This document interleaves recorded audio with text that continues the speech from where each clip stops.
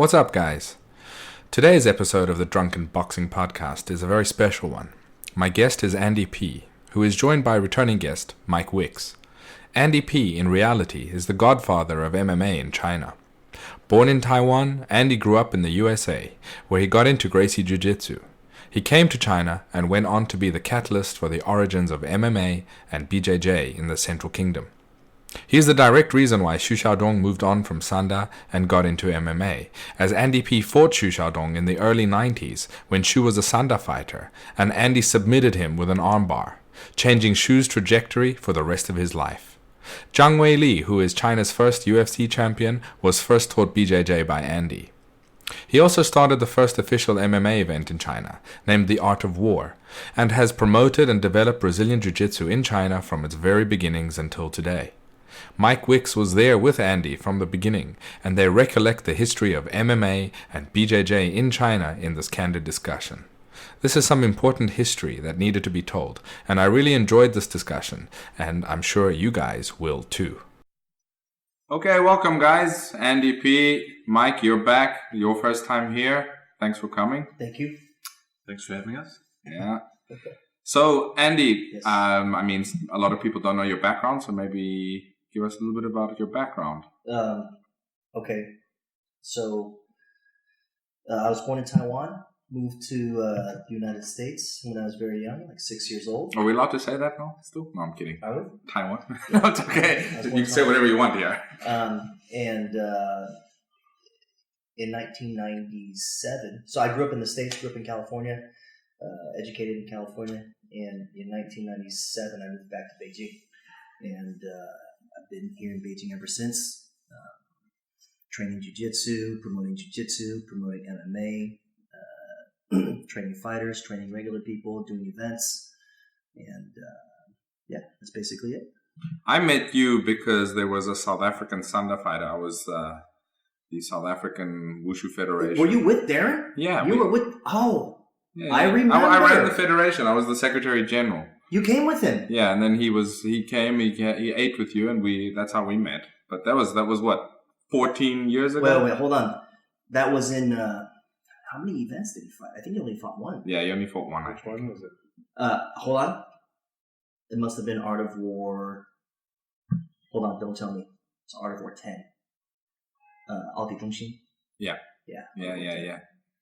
So how did you get into starting Art of War, and what was it like doing such a venture here in China? And that was early days still. So yeah, that must have been did they know what MMA was, or were you just a guy trying to make a sport event and that they didn't really know what was going on? No, it's like this. So in 2003, what happened was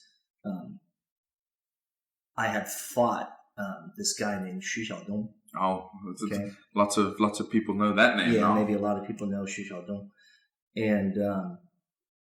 And during the fight, he had broken my arm. He had kicked me so hard, he broke my arm. Okay. And, afterwards I went to the hospital and, I did my operation and stuff. But I was thinking, well, if MMA in China was going to continue to be promoted, right? And like I hope that it would, then events like these would probably be happening on a regular basis, right? Mm-hmm. And the messed up thing was that at that particular event, it wasn't even a real event. It was more like they're like challenge fights. You know what I'm saying? It was Yeah. a grassroots. You were there. event. It was Yiping, Zhao Yiping. Yeah, that's right. And Whose idea was this? Yiping. yeah, Yiping, he was a traditional Chinese martial artist, but Yeah. he'd done a lot of other stuff. And he started coming to jiu-jitsu with us. Yeah, that's right. Then that moved from there to him start, why aren't we having MMA fights? And Yeah. then he made these fights, and he Yeah. said, Andy, come and fight in this fight. So And- his exposure to MMA was through jiu-jitsu. I mean, to a Yes. degree. I mean, Yeah, to agree. To a degree. Yeah, So- I think he To was. jiu-jitsu, absolutely. Yeah, I think he was already painted, because I think at that time there was already stuff in Chinese there was a couple of Chinese publications. What were they called, Mikey? Boji and 拳击与格斗，中华武术，中华武术，拳击与格斗。 Okay. Right. So these were like the two martial arts magazines that were popular. You know? Here. Yeah, a lot of people were looking at at these martial arts magazines, and they had that was like in what 90. Oh no, that was like in 2000. So yeah, so the UFC by then had already been going on for maybe 7-8 years. So there was people in China who could get information about the UFC. Back then, the internet wasn't super developed like now. There was no like Youku or YouTube or anything like that. So basically, those magazines would just rip off Inside Kung Fu or Black Belt. Yeah, exactly.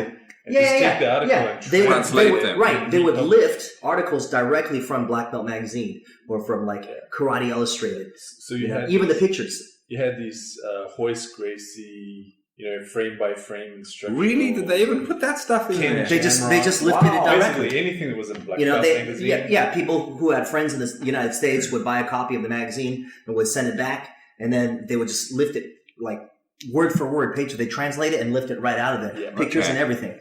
Yeah. So there was a bit of exposure. There's a bit of exposure. People knew about it. Absolutely. Your background was Gracie Jiu Jitsu. In Jiu Jitsu, yeah. I started training in 1994. Okay, in California. In California at the Gracie Jiu Jitsu Academy. And then you came here with a goal to start spreading Jiu Jitsu here. No, that wasn't my goal. That wasn't my goal at all. I came because, first of all, I came to visit my parents who, my mother and father were living out here. My father was working out here at the time. Okay. And I came out here simply, just to come visit them. I was on vacation. I just graduated from college. And they said, hey, Andy, why don't you come out here and have a look? There's a lot of good opportunity out here.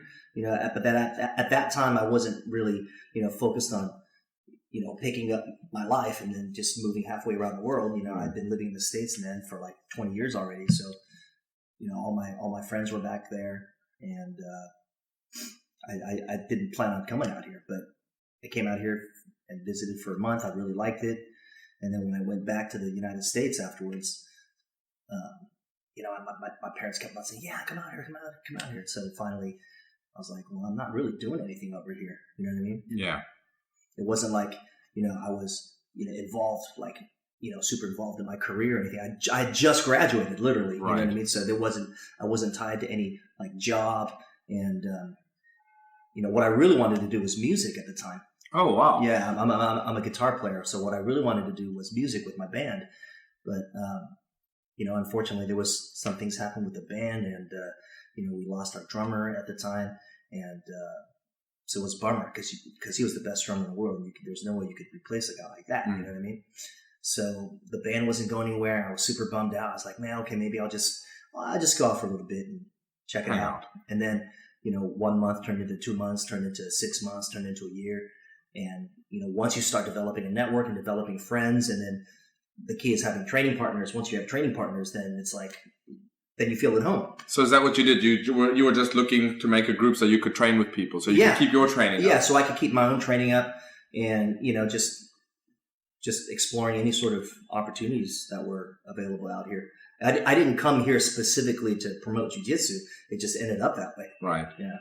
So you didn't come to Beijing straight away, right? You were in Guangzhou. I was in Guangzhou for 6 months. I was in Hong Kong for 1 year. Yeah. So when you came out here, and I mean, you started making some training groups for yourself. Yeah, that's how I met Mike. That's how you met Mike. Yeah. But there was no jiu-jitsu here, really, was there? No. Actually, how we met was funny. You placed an ad. I placed an ad in a magazine in Beijing looking for a Sambo instructor. I'm like, for sure there's got to be some Sambo fighters here because of the number of Russians in Beijing. Yeah. And I get this phone call. English? He placed an ad. It was like man seeking the man seeking other men to leg lock with. I'm just kidding. You can cut that out. I had to throw that in. Anyway, one of those men called me, and I was like, man, this Filipino dude speaking really quick, and he goes, hey, I saw your ad. I thought it was Bill. It was Bill. He's American, but Yeah. I thought he was from the Philippines. Right. He had a funny accent. I mean, now you can count your blessings for things like Tinder. It's a lot easier. Yeah. So anyway, he's like, yeah, I saw your ad. We're not Sambo, but there's a couple of us who are doing jiu-jitsu. I think at that point there's only like 2 or 3 guys. Yeah, it was only a few of us. And Derek. There was Derek, there was Bill, and there was you. Me, right? You came pretty much Li Nan, I think. Lina was after me. Okay.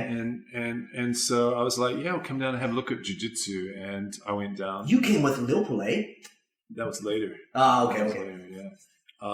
And yeah, that was it. Was this before or after you started doing Shuai Jiao? Before. And, I met Andy, and I met a guy who was just entirely passionate about jiu-jitsu and didn't give a shit about anything other than sharing it with people, and that was really the key for me, that, you had that energy, that passion, and that open sharing. I think you were a blue belt at the time. Yep. And it was just a really great experience. Yeah. So you guys got together a few days a week. Did you rent a place? We were hardcore, man. Yeah, we were training a lot. We the place was Donghuan, Yeah. right? Donghuan Guangchang. Yeah. Right. So it's like right behind the Poly Theater. Okay. In Dongsi Shitiao. Right over there. And were you renting it? No, a buddy of ours was he was like the manager at the gym there. Yeah. Right? Derek. And he had a little tiny multi-purpose room. Mm-hmm. And so we went and got some mats, and we just threw the mats in. And he's like, yeah, come on down, guys. Because he was there every night, Oh, perfect. I lived right around the corner. So we just, as often as we could, it's like some weeks it'd be like 4 or 5 nights a week. We'd go down there every single night to train. We had a period where we were training there 6 in the morning to 6 through 8 in the morning. Yeah. During the week, and it was pretty hardcore. Yeah, it was a lot of fun. And did it grow from other people, word of mouth, or? It grew big time. Yeah, it was all word of mouth. Okay. It was all word of mouth. Yeah. And mostly expats, or? No, good we mixture. had good mixture. And what was it like trying to explain jiu-jitsu to, people that had almost no exposure to it, which would be more of the local Chinese? I'll answer that in just 1 second. I have to tell you something real quick. Do you remember Alex, the Russian guy who was studying traditional Chinese medicine? He moved to Hainan afterwards. Oh no, Zhuhai. Remember this guy? I don't remember him. No. Oh, okay. Think. Sasha. Yeah. He was a judo player from Russia. Do you remember this guy? He's tall, kind of skinny. Yeah, I think so. Yeah. So, do you remember he had a daughter? She was like 4 years old at the time. He used to come to class and bring his. Remember this guy, right? Yeah. Okay, so trip on this. Like maybe 6 months ago. Okay, over in Sanlitun at my place. One of my buddies, who's also named Andrew, he brings in like a bunch of like friends of his, right? Invites them over to like have a training and test, right? And at the end of class, this girl comes over. She's maybe about 22, 23, right? And says, excuse me, but did you used to have a student named Alex, a Russian guy? I was like, come on, how many Russian guys do you know named Alex? Like everybody in Russia is named Alex, you know what I mean? As a joke, right? And she said, no. He used to do judo, and he was learning traditional Chinese medicine. And right when she said that, it was Alex, you know what I mean? Because there's only one Russian guy I know that did judo and did traditional Chinese medicine. Yeah. And I was like, that was his daughter. Wow. From 20 years ago. Yeah. I was like, that's you? That's you? Yeah. Yeah. Wow. Trip out, dude. Trip out. And so her dad Alex is now back in Russia, and she stayed behind in China to learn traditional Chinese medicine. She's going to be a doctor, awesome. following in her dad's footsteps. Yeah, that's awesome. Yeah. But she doesn't do jiu-jitsu. No, she's doing jiu-jitsu. Oh, okay. So she hasn't come in a long time to class. Lena. Oh, wow. Yeah. Cool. Yeah, But, yeah. I mean, what I will say is that from that period of time, we're still good friends. Yeah. And we've still got all those guys that were there. We're all still friends. Okay. Yeah. Most of us. Yeah. And now I was asking you what it's like, so- I mean, to spread to people like the local population that hadn't been really exposed to that kind of thing, coming from a background of understanding mostly probably Chinese martial arts. So this is the thing. I find that when I talk with local Chinese martial artists, I don't say too much about jiu-jitsu. I just say, I just explain to them the format in which jiu-jitsu is used, right? Mhm. So what I say is this. I said, it's a lot like traditional Chinese Lei Tai fighting, right? Like I'll say, oh yeah, in ancient China, you know how in ancient China there used to be Lei Tai Sai, right? Oh yeah, Lei Tai Sai, yeah. Well, you know, in Lei Tai Sai, there's like all these different styles, and all these different styles will fight and see which style is best, right? And there's oh yeah, that makes sense. And so yeah, and these are the rules. There aren't really any rules, you know, no weight classes, no time limits, and you can fight standing or on the ground, and basically everything is mixed. And they're thinking like Okay. 武侠小说 in their head. They're not thinking about a cage and all this and all that. Right. And as soon as I put that into their mind, it's very easy for them to grasp what it is. Yeah, that would be better for them. Yeah, I just say, well, imagine that kind of So setting. they start going back to Jin Yong's kind of Yeah. martial that's MMA, books. right? That's your But that is MMA, MMA. not jiu-jitsu. No, I know. But what I do is I first establish the sort of format under which jiu-jitsu is used, right? Yeah. And then I tell them, so imagine that format, and then imagine the martial arts system that wins all of those over everybody else. You know, just as a like. And they're like, oh, wait, I remember. Mei Quan. Yeah. You know what I mean? Yeah. Just as a little fun jab. You know what I mean? So as a specific example, in the early days, there were a lot of open-minded Chinese martial artists who would come down. One was Ma Yunfeng, and I think he was a Tongbei guy. Tongbei guy, yeah. Okay. Now he used to come to every training session. Yep. Train himself? No, He was an older gentleman. He never trained, but he always watched. Yeah. So that was pretty typical of most of the traditional martial artists that we encountered at that time. That they would come and watch and try and connect it to what they know, Right. whether it be Qin Na or the Di Tang Quan, or that's right, Di Tang Quan or whatever, and it's impossible to make that connection unless you actually get in and experience it. So it's a kind of academic exercise, and that was, I think, typical of most Chinese martial arts at the time. And Zhao Yiping was different. He got into it, right? Mm-hmm. What was his background? I'd done a bunch of different stuff. Yeah. But he actually got into it, and I remember rolling with him when he first started. He was doing all the little finger locks and stuff like that. It just pissed us off. But you have to iron all those creases out, and then he learns the way. And Bending your fingers, just delaying the inevitable rear naked choke. Yeah. But you can grab my finger, but you can only grab my finger because I haven't bashed your face in yet. You know what I mean? Yeah, that's true. I've agreed not to bash in your face, but if you still want to grab my finger, then I'm sorry, I have to bash your face in. Right. You know what I mean? So he was different because he actually got into it and tried it. And I remember there was another Chinese guy who came down to the club who challenged. It was like a challenge sort of thing happening, and he took care of the guy. Remember that? There was some dude who came in, and Yiping was a white belt, and just said, "Okay, I'll take care of this," and submitted him. Okay. So he was. I was going to ask if that happened quite a lot in the beginning. It didn't happen a lot, but it for sure happened. Okay. Yeah. So he was pretty open-minded, and his moving in the MMA direction. That's the whole spirit of Gracie Jiu Jitsu, right? Is to be like, let's test it. You have to test it. Yeah. Right? But people who train jiu-jitsu nowadays, they don't have this ideology that they have to test it. Oh, they have to score points with it against other people who do sport jiu-jitsu within that framework. Within that framework. Yeah. But they don't learn the jiu-jitsu thinking that what I've learned is the most efficient form of self-defense on the planet. Yeah. And then now I need to go test it to see if it really is as efficient as what I've been told, or what's been shown to me. But and because it's from day one, I mean, jiu-jitsu is a very test-based training method. From day one, you're rolling. You're basically free sparring. You're learning technique and free sparring. And that's quite different to, I mean, if you had like local Chinese martial artists, for them, that might have been quite a trip from day one. They're sparring.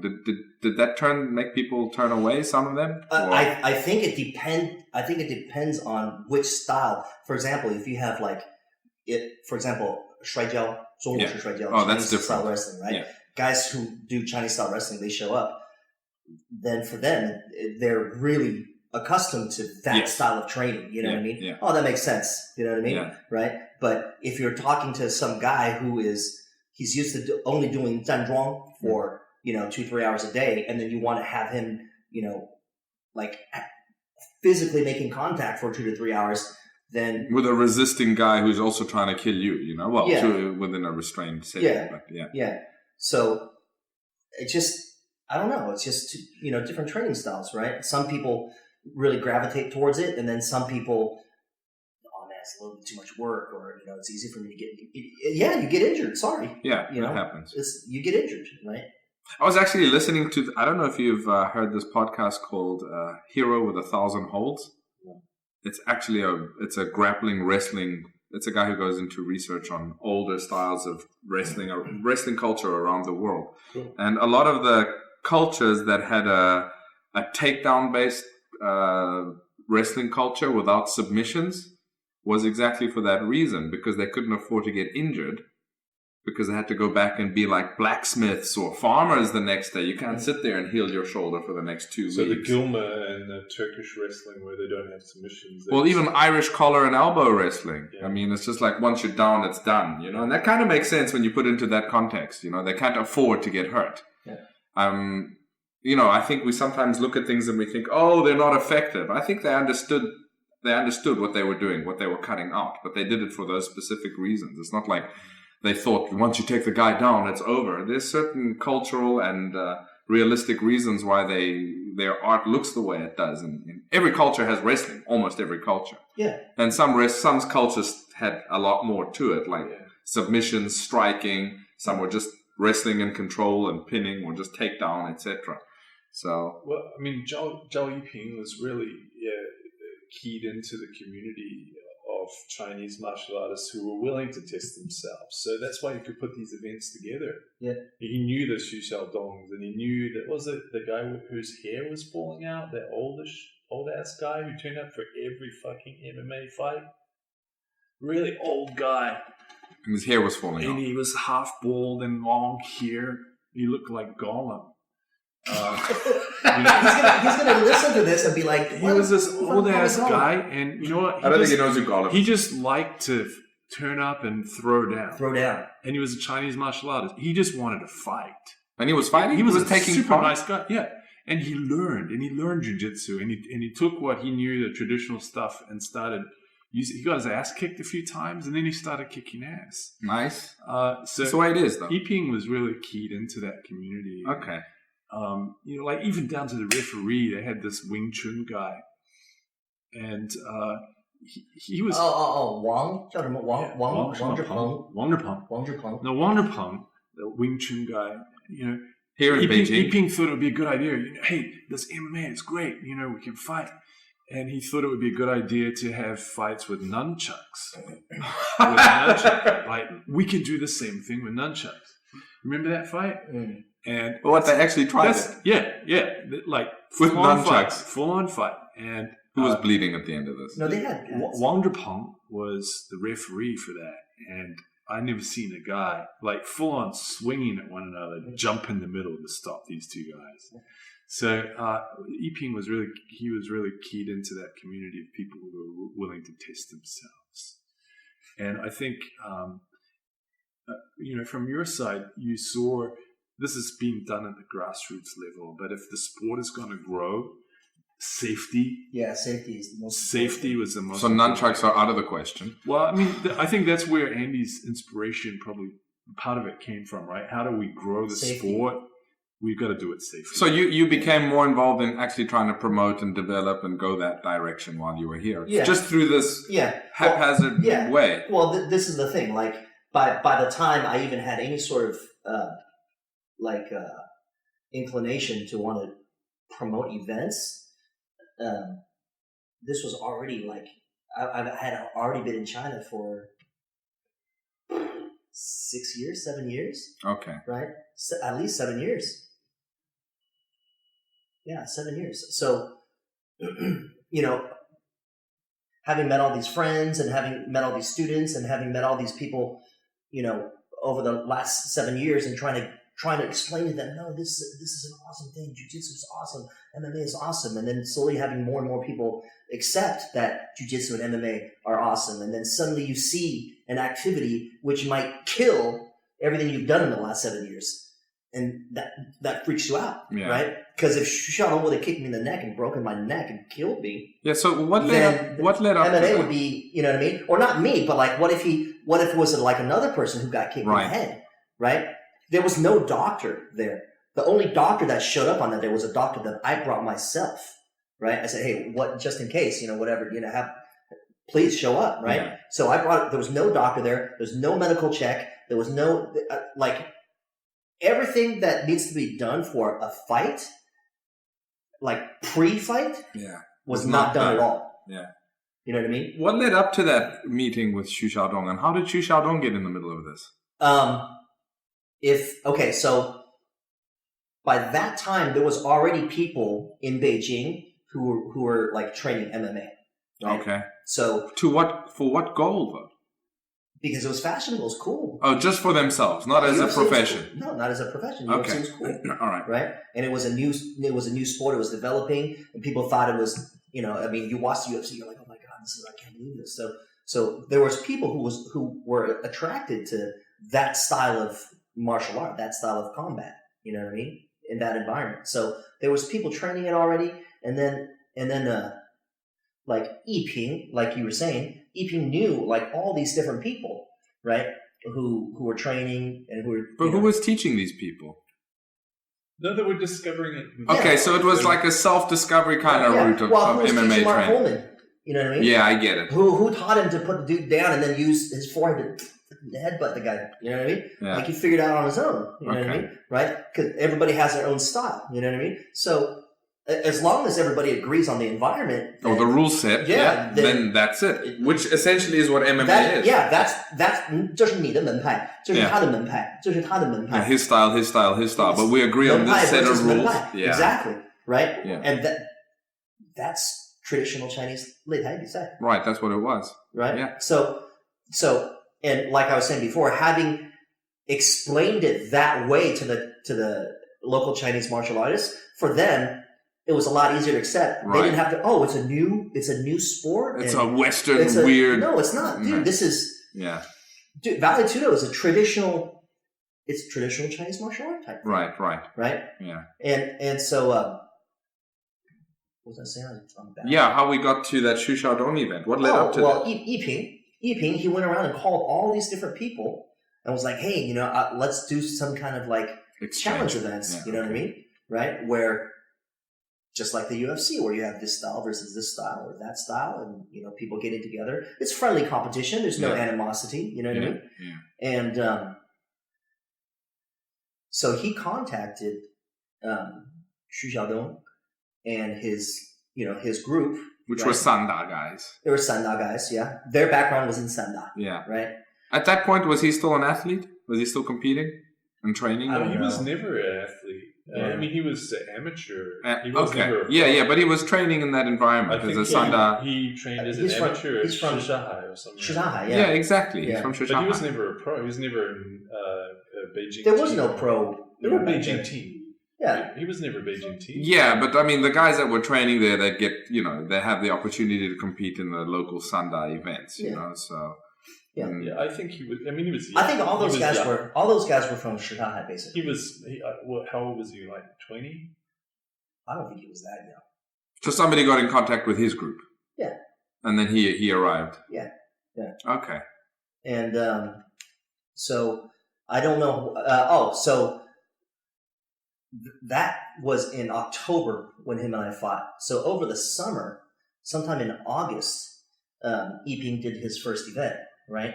And Li Nan, fought in that event, fought against somebody from Xu Xiaodong's team or club or whatever. You know what I mean? And Li Nan was a friend of ours, a student of mine, and they fought to a draw, right? Because it was Vale Tudo rules. It wasn't MMA rules. It was Vale Tudo rules, right?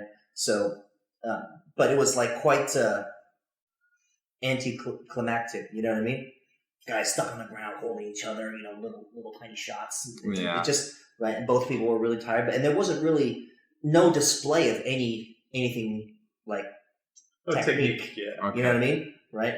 So that was like in August. I remember I wasn't in Beijing at that time, so I think I was on a business trip somewhere. And then when I got back, EP was like, "Oh, I'm gonna do another one of these things, you know. And Andy, you should fight in this next one." And I was like, "Okay, why not? Yeah, why not? All right, that's you know." And I didn't know who it was gonna be or whatever. You know what I mean, right? So it was up to EP to go back and just find whoever. Yeah. And so he set it up, and that was in October. And where did it happen?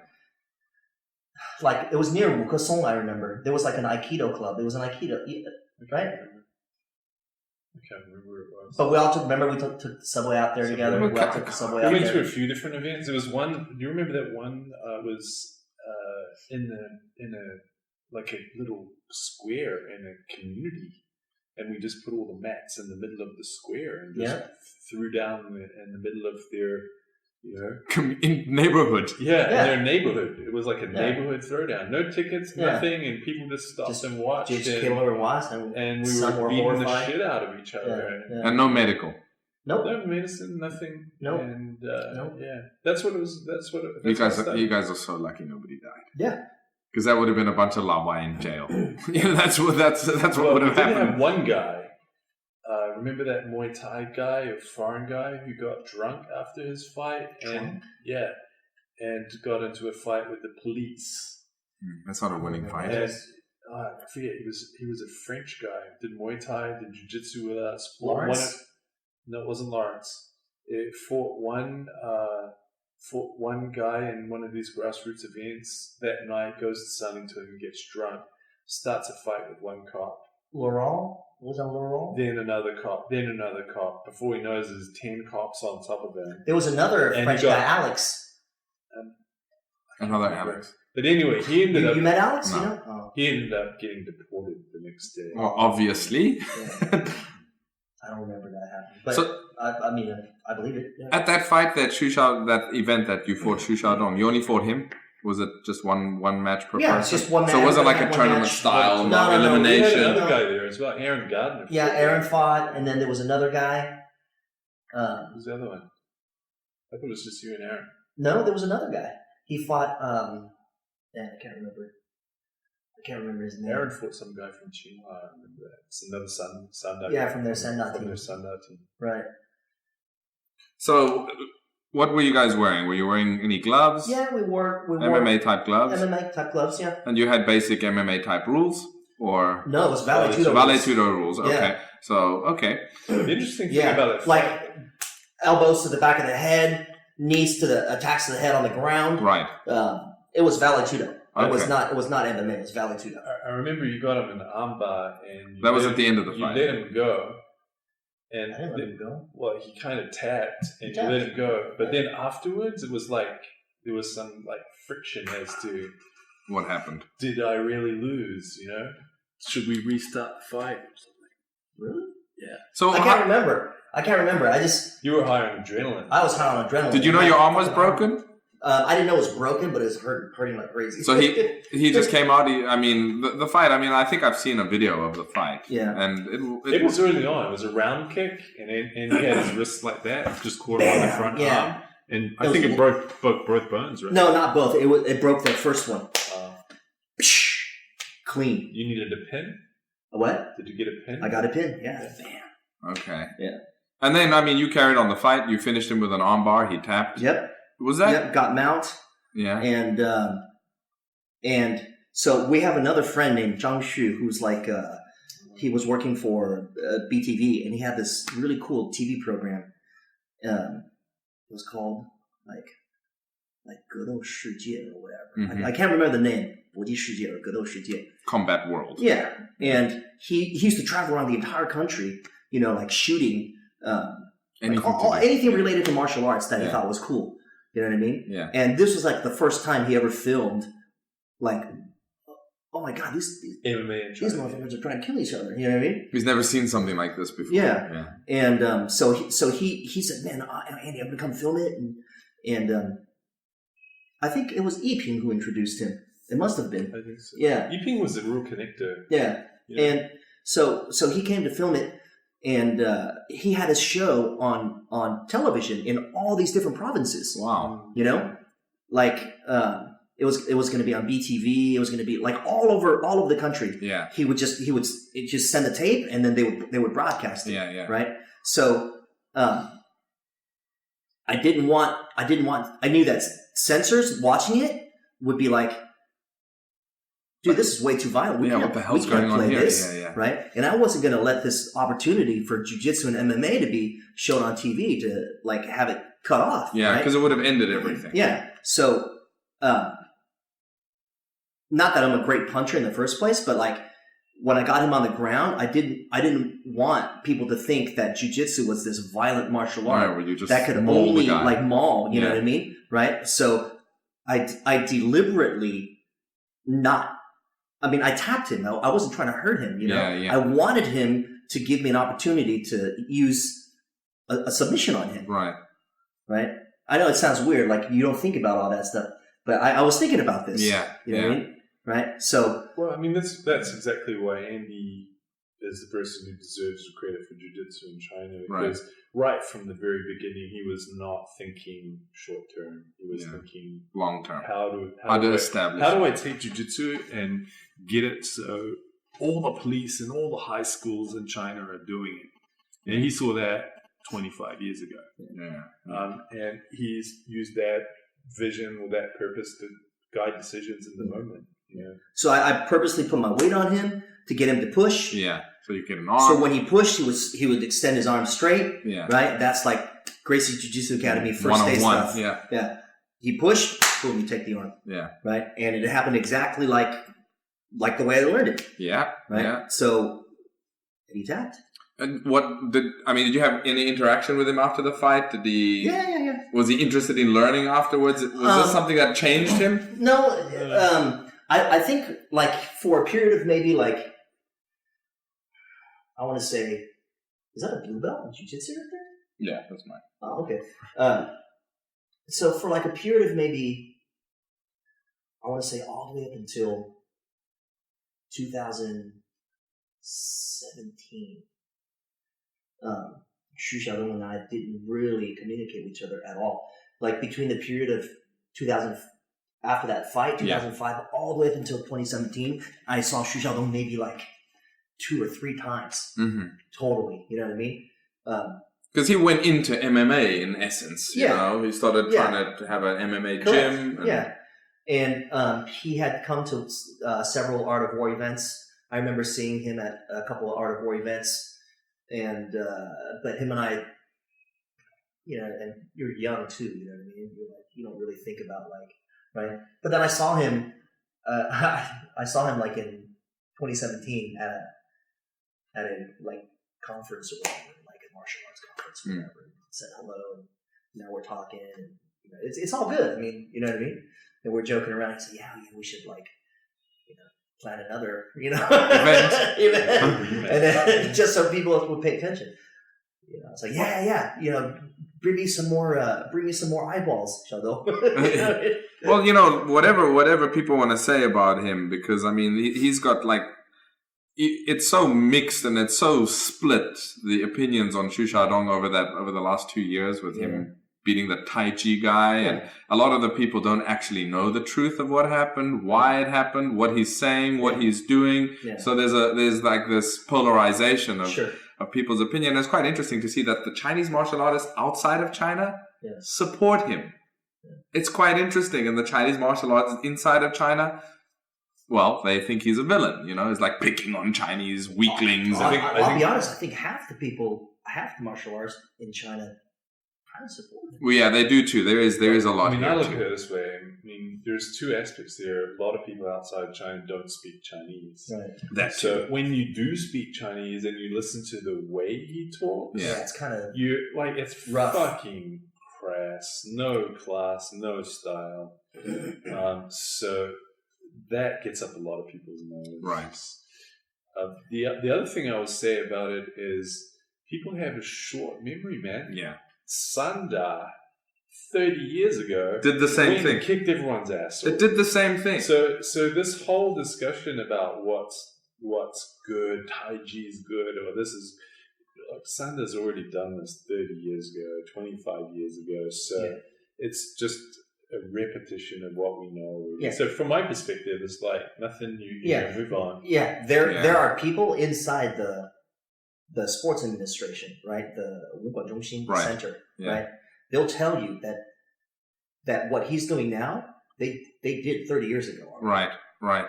They got all the different styles and got together and Just without all the foul language. and fought the Sanda athletes. Right. That's what they did. I know. And Sanda athletes just, dude, it's like Clean the beating floor up with it. kids. Yeah. You know what Yeah, I mean? Beating up kids. You know what I mean? Yeah.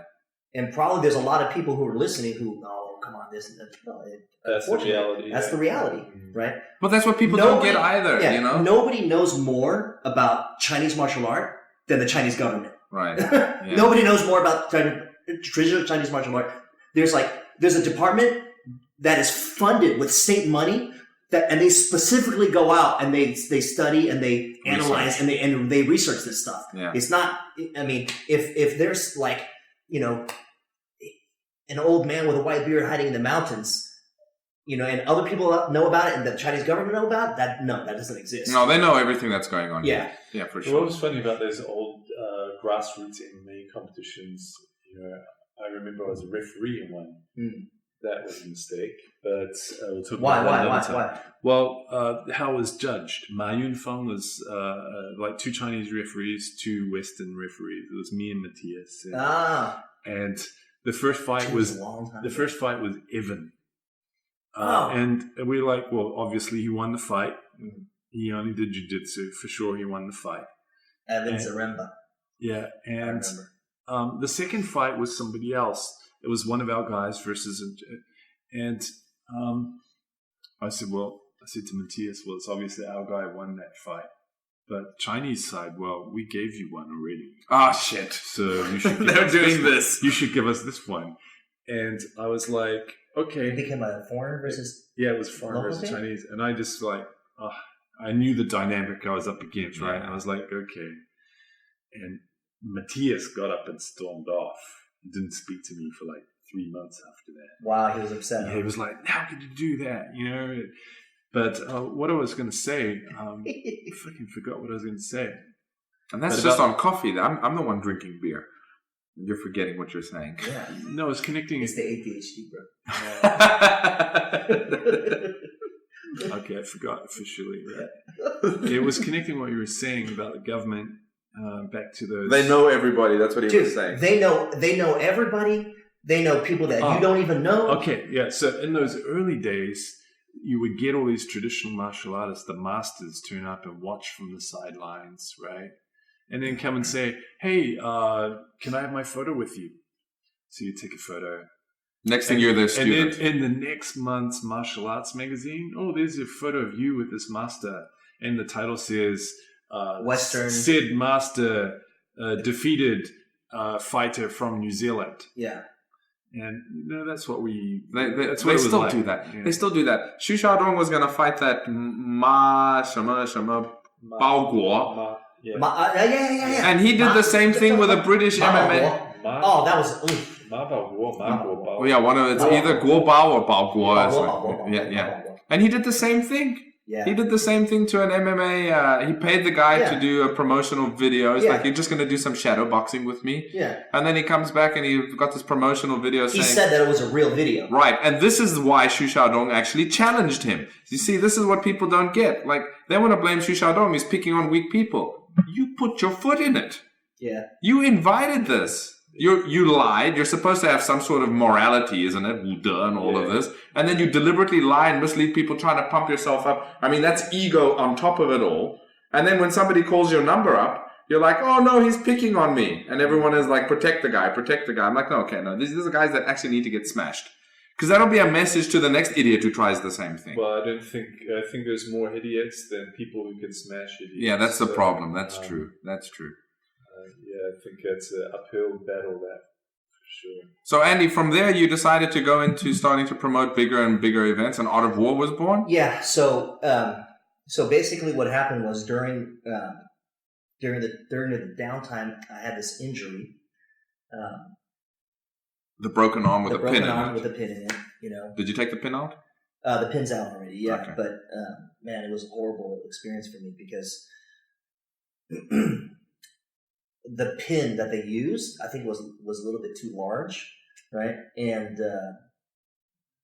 it was the bolt from a tire of a truck. Yeah, no, it was supposed to heal. Like Chinese people say, broken bones, 100天, yeah, right? 100 3 months, yeah, right. So here we are, like 6 months in. You know, I go back to take another X-ray, and it has not healed. It has not mended. You know what I mean? Like, what the hell's going on? And Jesus, yeah. So it finally took it was like 9 months. No, not that long, but it was like 9 months before the doctor said, "Okay, now we can take it out," because in the X-ray you could see that the bone had fully grown. You know, there was a calcium deposit there. So when I went to get the pin taken out, the pin had already fused with a bone. Oh no! And you cannot, because it's inside the bone. There's no you know what I mean? You had to break the bone to get the pin. No. Dude, they pinned me on the table. Oh, you only had a local. You didn't have a full anesthetic. You can't. There was no nerves inside the bone. You can't have full anesthesia. Why not?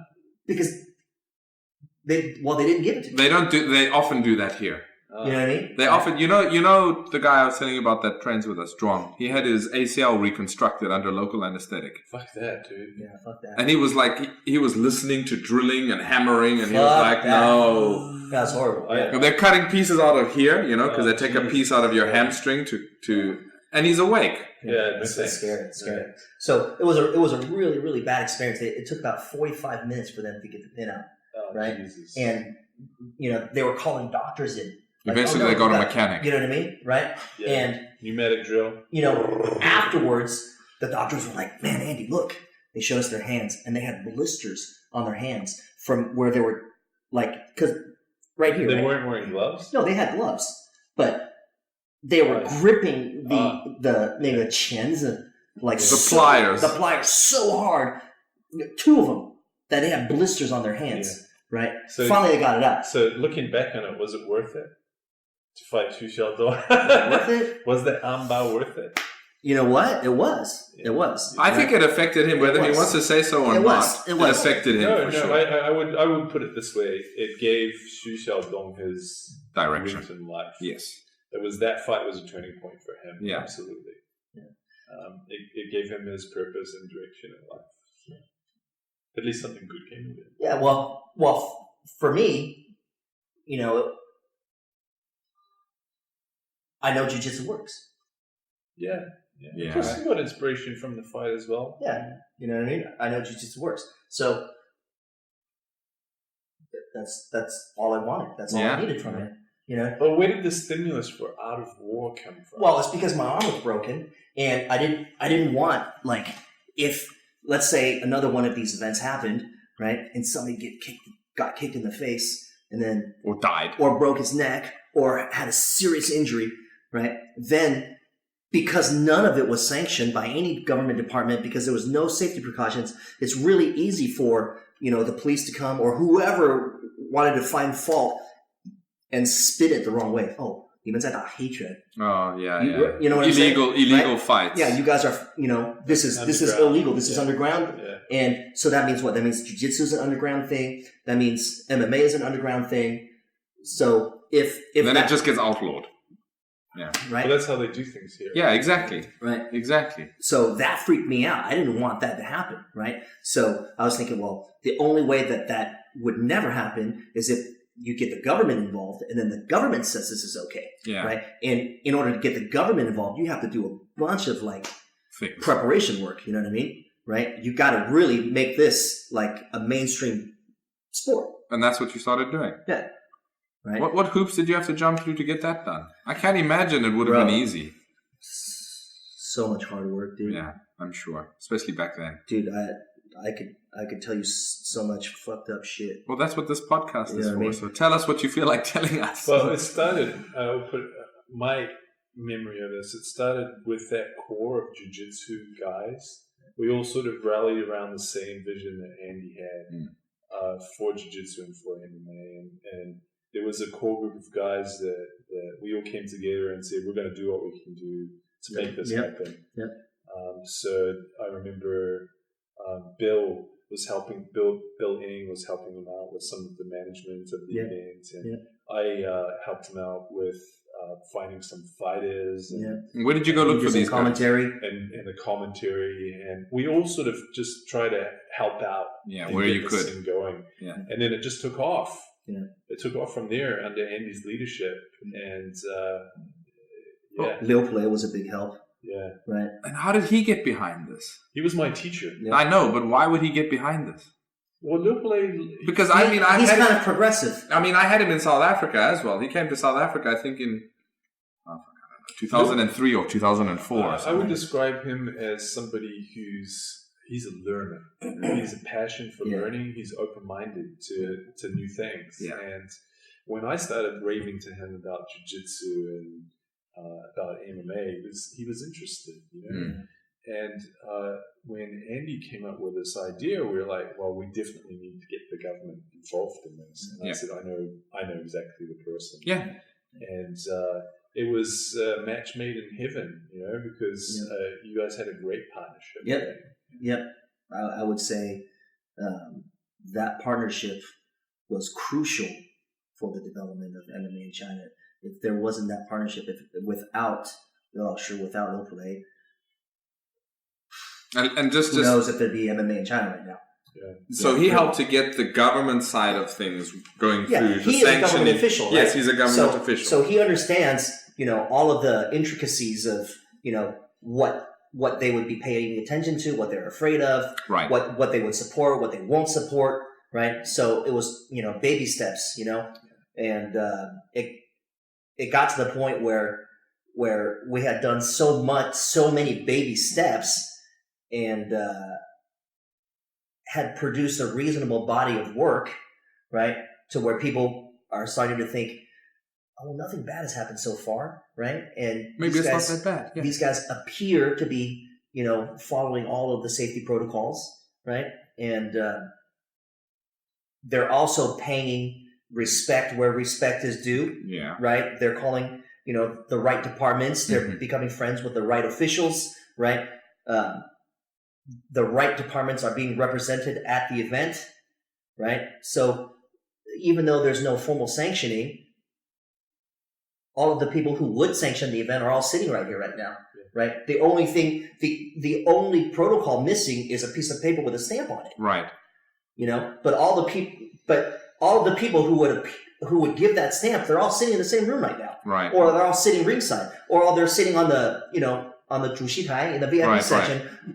Watching the fight, right. So if all these people are sitting there, even though there's no piece of paper on the table, you know, it's kind of an unofficial sanction. It's an unofficial sanctioning, right? Because the police won't even let you do it. No, if these people didn't give the nod. Yes, exactly. Right. The only reason we can even be in the venue is because they've given the nod to the police. Right. And even though there's no paper, why would the police? They wouldn't question. Oh, this is your event, right? No, they're talking to the officials. Yeah. Oh, okay. This is okay, right? Oh, yeah. We've done like 7 of them already. Yeah. Ah, okay. All right. Yeah, you guys can rent the venue. Right. You know, stuff like this, and then eventually, you know, it just got more and more. It was just like, yeah, okay. Well, here's the piece of paper. Yeah. You know, here's the piece of paper. right? So eventually it's just is sanctioned. Just continue to do what you've been doing. Right, and it'll be okay. And make it better each time you do it. Yeah. Right? It can't get worse than what you've already done. Right. But it was never bad, right? No, it was great. It was great. From Out of War 1, it was a success. Yeah. To be honest, I mean, for me, and when I first saw the event and I saw it, everything was there. Even the name was perfect. Really, the name was perfect. Art of War. Yeah. That's what it should have been called here in China, right? Yeah. I mean, it's just perfect. Yeah. I mean, some of the listeners won't know who Liu Pulei is, so maybe you want to give some background about Liu Pulei? Liu Pulei is, at the time, he was director in the Chinese Wushu Association. Wuguan Yeah. Yeah, the administrating center for Wushu. Yeah. No, his background is in Yiquan. Yiquan, Yeah. that's right. And he was a student of, I want to say Yao Zhongxun, but I'm not sure. I think he was. I think he was. Yao Zhongxun's, and a contemporary with Cui Ruibing. Right. And the Yao brothers were younger than them. Yes. He's older. He's older. Yeah, so that was his background. And while he was working with this Wushu, I don't know what's called, the Wushu Association, he did a lot of academic research. Yeah. So into Sanda mostly. Yes. And so he had a lot of academic research. He was involved in the early days in the Olympic, the Asian Games Village. They had a Wushu show. We'd go there and have dinner and see a Wushu show with Shaolin and Wudang. It was a themed show. It was a great money-making enterprise. Busloads of tourists used to go and watch that. That was his concept. And he ran that very successfully. Too successfully. And we all know what happens if you're too successful in a bureaucratic organization. You get put in your place. I know very well. Yeah. So that was sort of his fate in that political organization. He's a guy who had ability, but he would never be one of the top guys because he was just strong at the real stuff. Right. Now, later on, he became the commentator, one of the key people in the Sanda Wang competition, the original Sanda Wang. Yeah. And he was a commentator, and he became quite famous for that. His voice is very unusual, kind of high-pitched. Yeah. But people recognize it as the commentator for fight events, you know, and he once again was involved with that from concept to completion, and he brought all that experience, the business mindset, progressive mindset experience with Sanda Wang to his partnership with and friendship with Andy. And so for that reason, I think he was kind of the perfect guy to... He's still a supporter of MMA today. Oh, absolutely. Yeah. I mean, I was at a Yiquan gathering maybe 3 years ago. I don't remember which it was. It was probably Wang Shangjai's something 110th birthday, maybe, you know, something like that. 120. It could have been, I can't remember, it was 110 or 120. And he was there, and they actually put a video up that he was still doing this MMA research, and they're trying to do this event. And I don't know if he's quite advanced in age now, so I don't know how much more he's going to... No. He's like 67. That's pretty old to try to start something. I mean, so yeah. Selfie time. Yeah, so I mean, Liu Pulei, so This is for him. I'm going to send it to him right now. Great. So he started, he was the guy that got the Art of War to get off the ground in all the official sides that it needed to. Yeah, a lot of strings pulled. And the first event we had was in the sports university. Yeah. So was Liu Pulei involved with that? Yeah. He was key behind that. And I commentated with Liu Pulei on Out of War 1. Right.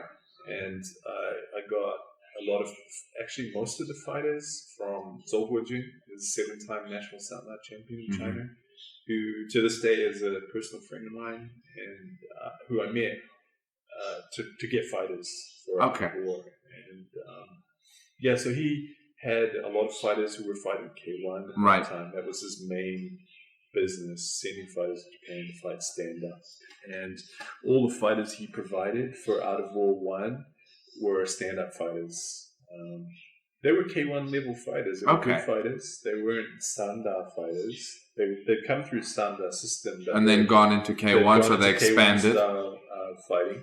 Yeah. And so pretty much Andy's crew of guys that I think he also got through Liu Pelei's contacts from the Xi'an Sports University. Okay. So the names you recognize, Zhang Tiequan, Of course. Ao Hailin, Right. Dai Shuanghai, Yeah. He Peng, and another American guy called Zach, a young guy, and a couple other guys I don't remember. But they were all guys that came from the Xi'an Sports School, and that was a result of that government relationship. Right. And Zhang Tiequan went on to be China's first UFC fighter. that's right. Yeah, he did. And Andy was his first jiu-jitsu instructor, his first MMA instructor, and that first event there in the sports university was a real turning point because it was where MMA went from being this grassroots thing in the community to suddenly, okay, this is a professional event. We got professional video, we got professional commentary, we got professional referees, etc., etc. And that was in the sports university. That's right. Yeah, we were in we hired a small boxing gym in the sports university. One of the... Not the Sanda one. Not the Sanda one, okay. Not the Sanda. It's between the two foreign dormitories. There's a boxing building there. We hired that. We used the ring. Okay. Not a cage. So all of the out of wars actually were all in a ring. I remember that. Sort of following the Pride tradition. Yeah. And it turned out to be a great success. All of Andy's guys won. We had a few injuries, but that's normal. A few broken bones, but it was a big success, and that was the first step for professional MMA in China. Yeah, I mean, it went from that to how many art of wars were there in total? I'm not sure. I mean, I was involved with probably 11, and I think after that, last few years, been a couple more. Yeah. But as a commentator, I was involved with 10 or 11 of them. Yeah. And some amazing fights. We saw Li Jingliang. That's how he became. Where did he come from, though? I mean, was he... From memory. Andy can correct me. He was a wrestler out of Xinjiang. He was actually a wrestler? Yeah. Western, Greco-Roman, freestyle, something like that? I think he was a Greco-Roman wrestler. Okay. I'm not sure. And either wrestler turned Sanda fighter or something along those lines. But he was in the provincial team. Yeah. And then decided to make the transition to MMA and fought his first MMA fight in out of war. Okay. How did that turn out for him? I think he won. From memory, he won that. Bali Gao, which a lot of people remember. Major Sanda champ. The Sanda champ. Him and Liu Hailong were like the eternal... Liu Hailong was the first Sanda king of that event that Liu Pelei arranged. But Bali Gao was multiple national champion, Mongolian kid. And he fought his first MMA event in war. Altagun Batar, which is also another Mongolian multiple Sanda champ, a very talented fighter. Yeah. He fought his first MMA fight in out of war. Liu Jingwen, all these names that Chinese people recognize as being MMA coaches today. Right. They all got their start in out of war. Yeah. It's been a really pivotal event in not just MMA history, but Chinese martial arts history. Yeah. Okay, so we got a bit of Liu Pelei's background from Mike, and then we were talking about Art of War 1. How many Art of Wars did you arrange or organize? 18. 18 large events and 3 small events. And they weren't annual. Obviously, there was more than one a year. Yeah. Our most prolific was 2009. We did 5 events that year. Wow. And where were they centered? Or were they... actually, in 2016, we did 6 events. 3 big ones and 3 small ones. Okay, so where? I mean, from the beginning days, were they centered around Beijing mostly? Yeah, all events were in Beijing. We did one in Macau. Okay. We did one in Xi'an. That's right. Yeah, we did one in Xi'an. Yeah. And what was the reception like? I mean, never mind the fighters, but just the general reception. When you say reception, you mean the organizer, the reception to the athletes, or you mean the fans' reception to the event? I mean the fans and the local communities and the sports environment itself. Mike, what do you think? I mean, we started out real small.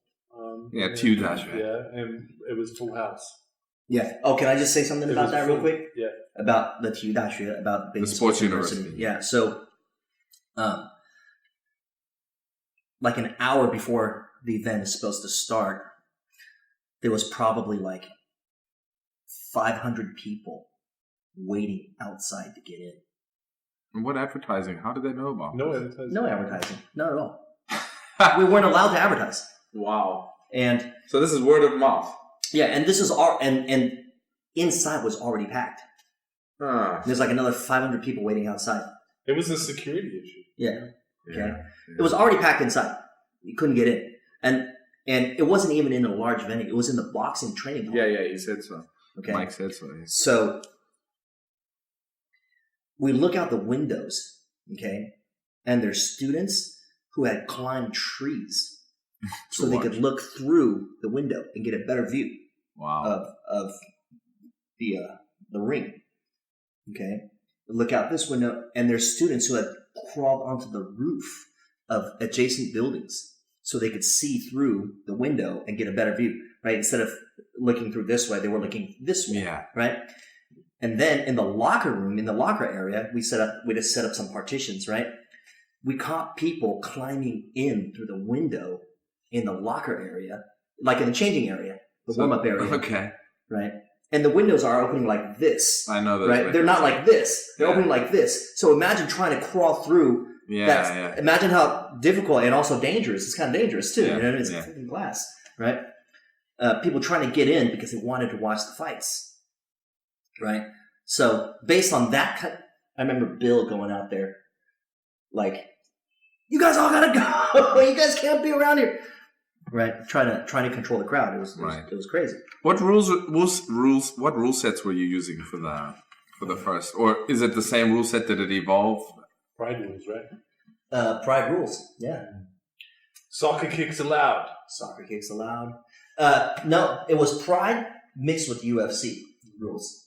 Right, so it was as open as possible. Okay. Right, Pride you put an elbow to the face on the ground. Right. For the longest time, dude, it was the most open rules in the MMA world, like worldwide. So you combined the best of both. So in Pride, you could kick, you could stomp to a down opponent. Yeah. You could attack the head of a down opponent with your legs. Yeah. You could do it in an art of war. And you could also elbow. You couldn't elbow in Pride, right? No, you could not elbow in Pride. But you could elbow in. But you could elbow in. Okay. Here, yeah. And you had medical on site. We had medical on site. We even had medical checkup. Okay. From Art of War 1, we had medical checkup. Right. And then. When you had a medical checkup, what did you do? Just general health, or did you do ECG, EEG? No, we did all that. Okay. We did all that. We tested for HIV. We tested for hepatitis. Yeah. And then it was 10-minute first round, 5-minute second round. Okay, to a draw. If there was no KO. Okay, no points. No submission. No points. We've done 18 large events and we've done 3 small events. Okay, the majority of we've only done.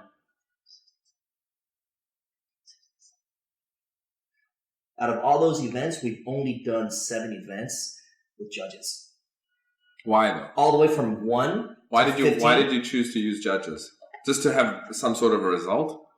Yeah, I think it was more for the sake of the athletes and more for the sake of the audience than it was for anything else. Because I think people, they like to see a winner and a loser. Not a loser. They like to see. Well, just a result. Yeah. They like to have an outcome. That's right. Not just the same as when it began. Because this is the thing. You can have one guy who's just basically kicking ass the entire fight. He just can't finish the guy. Right. Right. Just because the guy's too tough. Yeah. Right. But the guy's losing the fight. You know what I mean? Yeah. Or You know what? It's hard to say if he's losing the fight or not because it could just be a strategy. Right, it could be. I mean, Right. Ali, Rumble in the Jungle comes to mind. Yeah. He did that deliberately. Yeah. So. But then he finished the guy. Yeah. But, right. So, to a draw. And I think just people were like, no, we have to. Have some sort of within 15 minutes. That's when you could. That's what I loved about K1. Extra round. That's when you could have done the nunchuck death matches. Yeah. Right at the end, no winner. We'll go to choose your weapon. Right. So I mean that could have worked. Well, one thing that Andy made happen with Art of War was really raise the level of professionalism with referees. So in the ring, the ref. He invited Yuji Shimada, who at that time arguably was the most experienced MMA referee in the world. Right. And he was head ref for Art of War. So with the sanctioning, you didn't have to use local Beijing it was a you had to mixture. use their refs or not? You could use your own refs too. No, we couldn't use our own refs. Well, Yuji can, right? But he was allowed to come. Like this, we had to use a combination of our referees and their referees. Okay. Our referees had to be approved by. So it's basically their body. referees. Yeah. Yeah. So in that sense, it's their referees. It's their referees. Right. If they say no, then we can't use it. But working with local refs who probably came from a Sanda background, how did they get this concept? Was it easy for them to? Well, yeah, they were top guys. Like Wang Han was multiple national Sanda champion. Yeah. And totally switched on. Right. An event organizer himself. Yeah. And a very, very fast learner. So that's one thing Andy did really well. He got really high quality referees. And in China, I had Big John as a referee. I had Herb Dean as a referee. They've all been Yuji Shimada as a referee. Nice. Okay. And the locals were high quality too. Right. And all the local referees were, they all come from. They all have backgrounds themselves in combat sports, right? Some of them were, like Xing Zhijie, multiple fucking Chinese champion, right? Dongfang Fubai never lost a fight in his entire career, and so really, really reputable guys in their own sport. Yeah. And that was one of the other factors that accelerated MMA's development in China as well. Andy started bringing these guys in. And these guys would go back and rave about it, So that really, that's good. Yeah, really went a long way to building the market. Would you say that the art of war also helped with the development of jiu-jitsu in China? Absolutely. So I mean, that was your goal. Yeah. Okay. Yeah. Wow. MMA helped with the development of jiu-jitsu worldwide. Worldwide, yeah. People saw jiu-jitsu being used in a real fight, and that's why they do jiu-jitsu. People nowadays, when they see, sport jiu-jitsu, they don't say, "Oh wow, that looks so cool," Yeah, unless you're in it, you're watching it. If you're not in it, you're not watching it. Well, the only people who watch it are the people who already do it, right? Right. But if you want to bring a new person into they see that as like two people fucking butt scooting, dry humping each other. It's like that's not, what the fuck is that? Yeah. Fucking lame. Yeah. Sorry, I mean. No, it's true. I'm trying to do sport jiu-jitsu, and I think it's lame. Well, I think a lot of sports, when they become specialized within their own parameters, it has this. This is what happens. It becomes very specialized, not to take away from their skills. They're very skilled. That's not what anybody's saying. Yeah. What we're saying is that format is not what was originally intended. Yeah. And if you look at sport jiu-jitsu nowadays, nobody passes the guard anymore. People just come out and both of them drop to their butts. Right. Right. And they're all right. Or takedown. You know what I mean? Yeah, or takedown. I mean, it's very, very rare that a guy wants to go and try take. If another guy's good at standing, try to stand with him. He'll pull guard or sit on his butt. Well, both people pull guard now. Yeah. Right, and they're and it's like, dude, it's so boring, dude. You know what I mean? It's so boring. While you were doing the art of war, and while that was going on, were you still had your own club? You still had your own... I'm still training. And did you see any? And while we were still training. One of the biggest highlights of all those years training was hosting Hickson Gracie. Yeah. 3 times. In Beijing. In Beijing, yeah. Yeah, that had a huge impact. What was the turnout? Was it an open seminar? 10 people. You see, that's it. I mean, No. Is that it what wasn't you wanted? advertised. It wasn't advertised okay. at all. It wasn't advertised. I just said, "Oh, you guys better come to the academy this afternoon." Right? I You should remember know? Oh my god! I was coming back from a business trip and I got Andy's call, like, fucking make sure you're at the academy today. Yeah. So I hauled ass. Did I tell you why? I didn't tell you why, did I? I don't think so. Yeah. And then Hickson's there. Yeah, but it wasn't training. I'll tell you a funny story about that. It wasn't training with Hickson that was memorable for me. It was after the session, sitting on the mat. Hickson talked to us for 45 minutes. Yeah. Really opened the kimono as to his life and the challenges he's faced in his life. And that was transformational for me. That 45 minutes, I'll never forget it. Mm-hmm. That was awesome. A funny story about that first incident. He was on his way to Japan to do a seminar there. And he arrived in Japan early, so like a week early, right? So he's like, "Oh, well, I'll just come to China," right? It was set up through a mutual friend of ours. So but he only had a single entry visa to Japan. So he flew to Beijing, right? Oops. Yeah.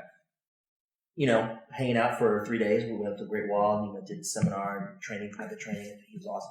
And then he thought, "Oh wait, man, I can't go back to Japan. I Gotta can't go go get a back to visa." Japan." Yeah, right. So I take him to the embassy, and they're like, "Oh, you can't get a thing to go back into Japan from here. You got to go back to the States." Yeah, right.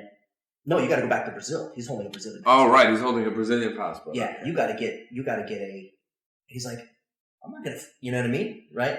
So we were talking, we make a big deal out of it, and then suddenly, a guy he's like the consular officer or whatever. Okay, he comes out to the front and he's like, "You're Hickson Gracie." Yeah, he's like a god over there. Yeah. Oh yeah, some Hickson Gracie. Oh my god, oh you're Hickson Gracie. Oh. And then like full VIP treatment. You know what I mean? Like no, like you have to come back to Japan. You know what I mean? Yeah. So like helps him out with all his because it's fucking Hickson Gracie. Yeah. Right? The dude's in the front, because there's Chinese people working at the counter.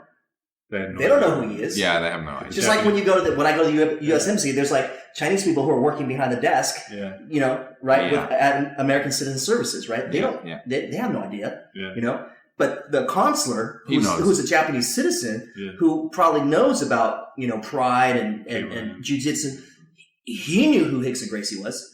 And so he came out to the front and he was like, "Oh my God, Mr. Gracie," and so hooked him up with it. Yeah, took care, made sure he got his visa in time. So you had Hickson here 3 times? 3 times, yeah, 3 times. At that time in Beijing or in China in general? That was 2005. Was there wasn't much jiu-jitsu here, right? In 2005? No, there was already jiu-jitsu. This club had apart from yours. 60, 80 people? Yeah, but apart from yours. More. Because now in Beijing, I don't know how many clubs there are, how many black belts there are. I mean, there's a lot. There's a lot. I think there's close to 40.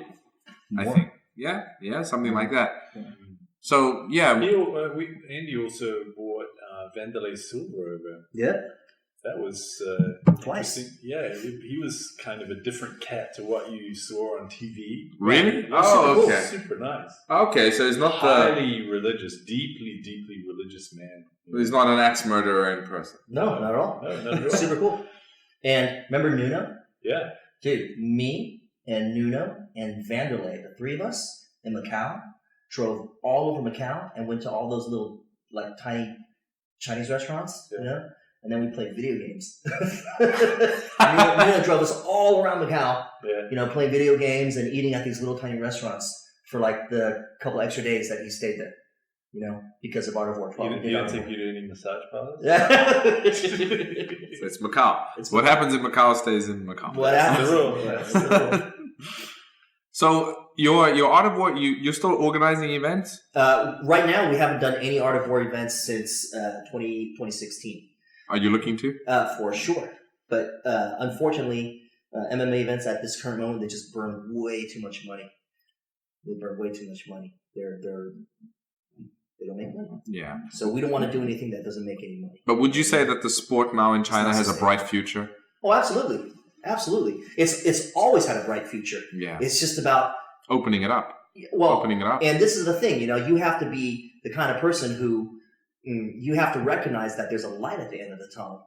You know what I mean? There's a lot of people who get into the MMA business only for making money. Yeah. Oh wow, we want to do, you know, they don't really care about the sport.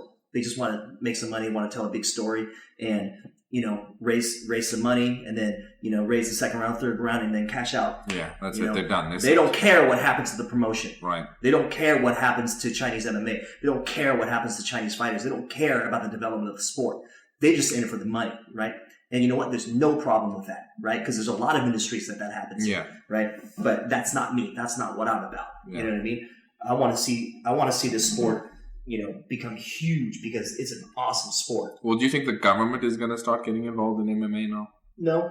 No? You think it'll be left to... No, there's no reason for them to, right? Because MMA is not a sanctioned sport. Right? Well, it's trying to. It's trying to, but it'll, honestly, I don't think it ever will be. Just because there's too many powers that be that don't want to see MMA as an officially sanctioned sport. Yeah, there's a lot of resistance. I mean, they're trying to get Olympic recognition for a long time, and then the next step would be an Olympic sport, and there's a lot of opposition. Your Olympians won't get it ever. Yeah. Why do you say that? Just because you already have like you have boxing, you have judo, you have wrestling, taekwondo, right? Like, why would these four sports want for MMA to be in the Olympics? Yeah, would basically... It smashed their audience. Right, totally. And it's professional. There's no doubt about it. It's got its own avenue. There's no doubt about it. Right. There's no doubt about it. Like, why would you watch somebody only use their hands when you can watch somebody use everything? Yeah. Why would you watch a guy throw and submit on the ground with a gi when you can watch a guy bare-chested with tattoos? You know what I mean? Like, punch, kick, throw, and do submission. It makes no sense at all. Right? Yeah. But the reality is, I mean, the more and more sports that, like, there's so many sports trying to get. I mean, I was part of the Wushu 2020, the 8 shortlisted sports. I was the technical representative that did the Olympic bids. There were other sports. There's other sports. Karate was one of them that's trying to get in. So karate is trying to get in. We're trying to get in. Wushu ostensibly is trying to use Taodo to get in, but in any case. Then you've got now MMA trying to get in. If I'm the Olympic, the IOC, I'm looking at this. It's not just going to end there. Other martial sports are going to be like, oh, we also want to get in. We also want to. Yeah. You can't have all of these sports. Exactly. It's too difficult. So what do you do? Okay, you're all martial arts. Agree on a format that you can all compete in. Yeah. Well, no, but this is the thing. But that's MMA, right? So the president of the International Olympic Committee is saying, oh, we're going to allow sport in where one guy's laying down on the ground and another guy is sitting mounted on top of him, punching him, bashing his face in. No, I don't. Is that the Olympic spirit? No, I know. Right? I know. That's MMA. And if you take mounted bashing people's face in away, it's not MMA anymore. Yeah, but you see this for me, because for me it's from another point of view. It's like, that is the Olympic spirit. Why? Because if you go to the ancient Olympics, you had Pankration, and that's what it was. Yeah. So it is arguably the original mixed combat sport in the Olympics. I agree with is you. MMA. But we're talking about, right. today's mentality. So, right. Yeah, it's going to be a tough road. And I think martial arts as a whole has a tough road, especially going the Olympic route. But the point is, does MMA need it? It really doesn't. No, it doesn't. Yeah. It doesn't. It doesn't because you already have like professional and commercial avenues. There's avenues for athletes, right? To and especially for wrestlers and judoka, these people would never before have any sort of professional. Boxers, yes. Kickboxers, yes. Yeah. Right. Sanda, you can go fight K1 if you want to. Yeah. Or Glory, right? Yeah. Boxing, you can become a professional monster. Yeah. Right. But what judo? You're going to be a professional judo player. There's no such thing as a professional judo player. Right. There is, but not really. Yeah. Right. You're going to be a professional wrestler? No, not really. Right. Yeah. What do they do professionally? They go into MMA, and they have a huge advantage when they go into MMA, right? Because of their grappling background. Right. So you've been here, you've watched the whole thing from the beginning. You've watched the emergence of jiu-jitsu in China. You've watched the emergence basically of MMA in China. Yeah. And what would you say are the pluses, the minuses? what do you see about all of this? Especially, never mind the sport itself, but the environment that it's in here. Well, the fact that it's supported by the government now, jiu-jitsu is Well, that's a new, and you could talk about that. Yeah. I mean, that's a new thing. It's a new development, yeah. So the fact, last year the Asian Games, 2018 Jakarta Asian Games had jiu-jitsu, right? So the Jiu-Jitsu International Federation is the only government-recognized sanctioning body for jiu-jitsu worldwide, right? They're recognized by the IOC. They're recognized by the IOC. They're recognized by the World Games Committee, by the Olympic Council of Asia, etc. So right. So there's a lot of different organizations, but there's only one organization that's recognized by the Olympic movement, right? And that's Jiu-Jitsu International Federation. So, was it in here? So. Yeah, no, we're talking pros and cons. Pros and Oh cons. yeah. So the pros in China. Yeah. So the pros is because the sport of jiu-jitsu is now recognized, is now in the Asian Games. Now the Chinese government has no choice but to recognize the sport. Right. Right. So now with government backing, then the sport is going to take off. Right. Because before you let a lot of people, oh no, we're going to do the national team. No, the government says no, the national team. You've got to have it. Right. There are people who are put in charge of it now. Yeah. Now they're going to do it. Yeah. You see what I'm saying? They're what they call it. Their support is really, really important for the long-term development of the sport, for sure. The Jiu-Jitsu International Federation, because I mean, most of the Brazilian Jiu-Jitsu people aren't too aware. They're mostly known of the IBJJF. But the Jiu-Jitsu International Federation is the one that's actually recognized, which is considered the official sport. Yeah. And they have various, within them, they have various... They have disciplines. Yes. And Newaza is what is considered, we consider Brazilian Jiu-Jitsu's equivalent, right? And the reason that JJIF, Jiu-Jitsu International Federation, doesn't call it Brazilian Jiu-Jitsu is because you can't be sanctioned tied to a country. Yeah. Right? So, for example, the United States Brazilian Jiu-Jitsu Federation, that doesn't make sense. It's a bit weird, yeah. Yeah, right. It's jiu-jitsu. Yeah. Right? And, nowadays Brazilian Jiu-Jitsu, sport Brazilian Jiu-Jitsu is only a set of rules anyways. Yeah. It's just a rule set. Yeah. Right? So just there's nothing more special about it than any other style of jiu-jitsu. Right, it's just a rule set. How different are the rule sets between the two? There are none. Okay. There are none. It's the same exact rules. The way you score points is the same. The only difference is that there's a maximum time limit of 6 minutes, okay? And there's no differentiation of belts. Oh, okay. So there's no white belt, blue belt, purple belt. It's like... just weight divisions. It doesn't matter what belt you are. If you're the best in your country, then you come here. So it's just weight. Yeah. Male, female, weight divisions. Yeah. And this is the thing. What are belts? There's no belts in wrestling. Well, how do you confirm a belt anyway when different schools have different standards for promotions? Well, that's what I mean. There's no belts in wrestling. There's no belts in boxing. Yeah. Right? And well, they all fight on the judo, same... ostensibly, when you get to the Olympic level, you should be a black belt. But I reckon that if you make the national team and beat everybody, they're going to give you your black belt anyway. So there's more protocol than anything else. Yeah. So, right? And this is the thing. If you could be a world champion wrestler and put on a jacket, and as long as you win according to the rules of judo... Or you're a sambo fighter? Yeah, it doesn't matter. Yeah. Right? And that's the spirit of combat, right? Yeah. That is the spirit of combat. Yeah. So the government just recently started to do this initiative. You've been involved in this. Yes. And what do you? What's going to happen? What's happening now? What's moving forward? So the government is in the process of organizing a national team. Mm-hmm. The national team will obviously represent China to compete. World Championship, Asian Championship, Hangzhou Asian Games, and any other event where jiu-jitsu is represented, and there needs to be a Chinese national team. Okay, so then they'll run trials, intensive training, so different selections. There'll be like a lot of domestic events, right? Yeah. In the future, probably JJAU, the Jiu-Jitsu Asian Union, and JJIF International Federation will work with the Chinese government to try to host like JJAU and JJIF sanctioned events here as well, right? Maybe the China Open or the Asian Championship, in the future maybe the World Championship.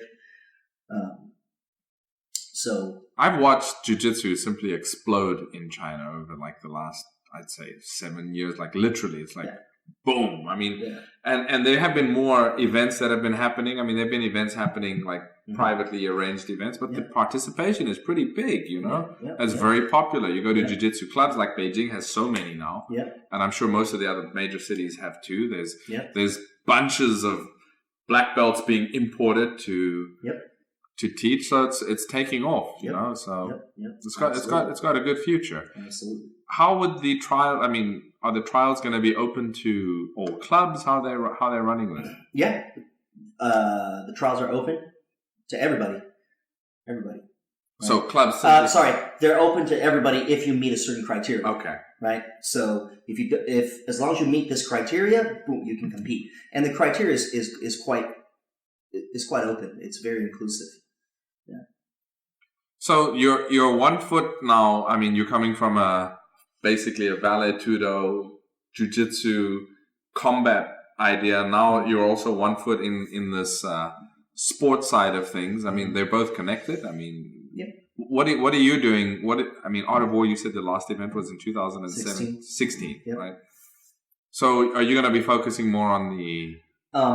well, for the present moment, simply because jiu-jitsu is recognized by the government, it's easier for us to speak with, you know, sponsors. It's easier for us to speak with like local governments who may want to bring jiu-jitsu into their city, right? Right now, our focus is on jiu-jitsu, okay? But my personal passion is still in MMA. Okay. Jiu-jitsu for MMA, right? Do you think the one will feed into the other? Oh, absolutely. As time goes on. Because all these jiu-jitsu fighters that become champions, what are they going to do?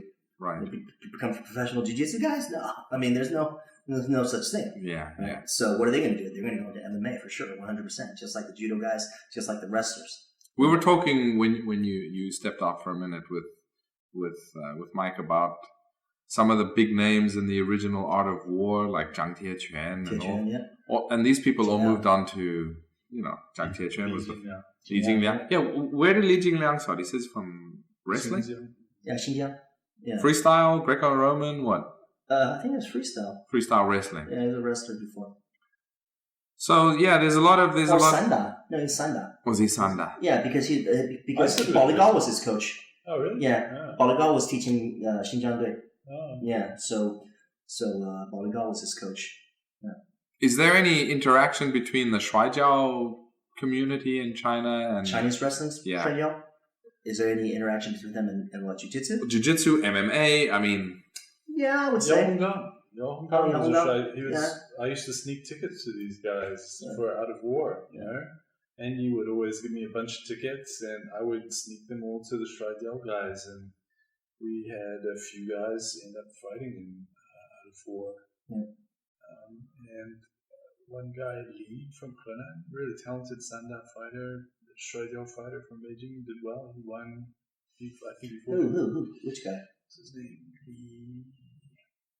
The name will come to me. But he was teammates with Yao Hongga, who went on to become an MMA champion. Yeah. And he's a jiu-jitsu brown belt. Yeah, he's a brown belt. Yeah. Okay. Whatever that means. Whatever that means. Whatever that means. Yeah, I mean, now we've got these interactions, we've got connections between a lot of the Sanda guys, they're going into MMA, you know, but would you say, I mean, now we just had Zhang Weili, she's China's first UFC champion. She comes from, ostensibly, she did some traditional Chinese martial arts in her background. I don't know. And he was her first jiu-jitsu coach. Right, so you had, what was her background before that? I don't know if she had a traditional Chinese kung fu background. I know when I met her, I always understood her as having a background in Sanda. Sanda, okay. Yeah, I know she did some Sanda. When I first met her, for some reason, I've seen her in a Shuaijiao jacket. Oh, that's Wang Yanlong. Wang Yanlong showed us in Shuaijiao. She's not a Shuaijiao person, right? Yeah.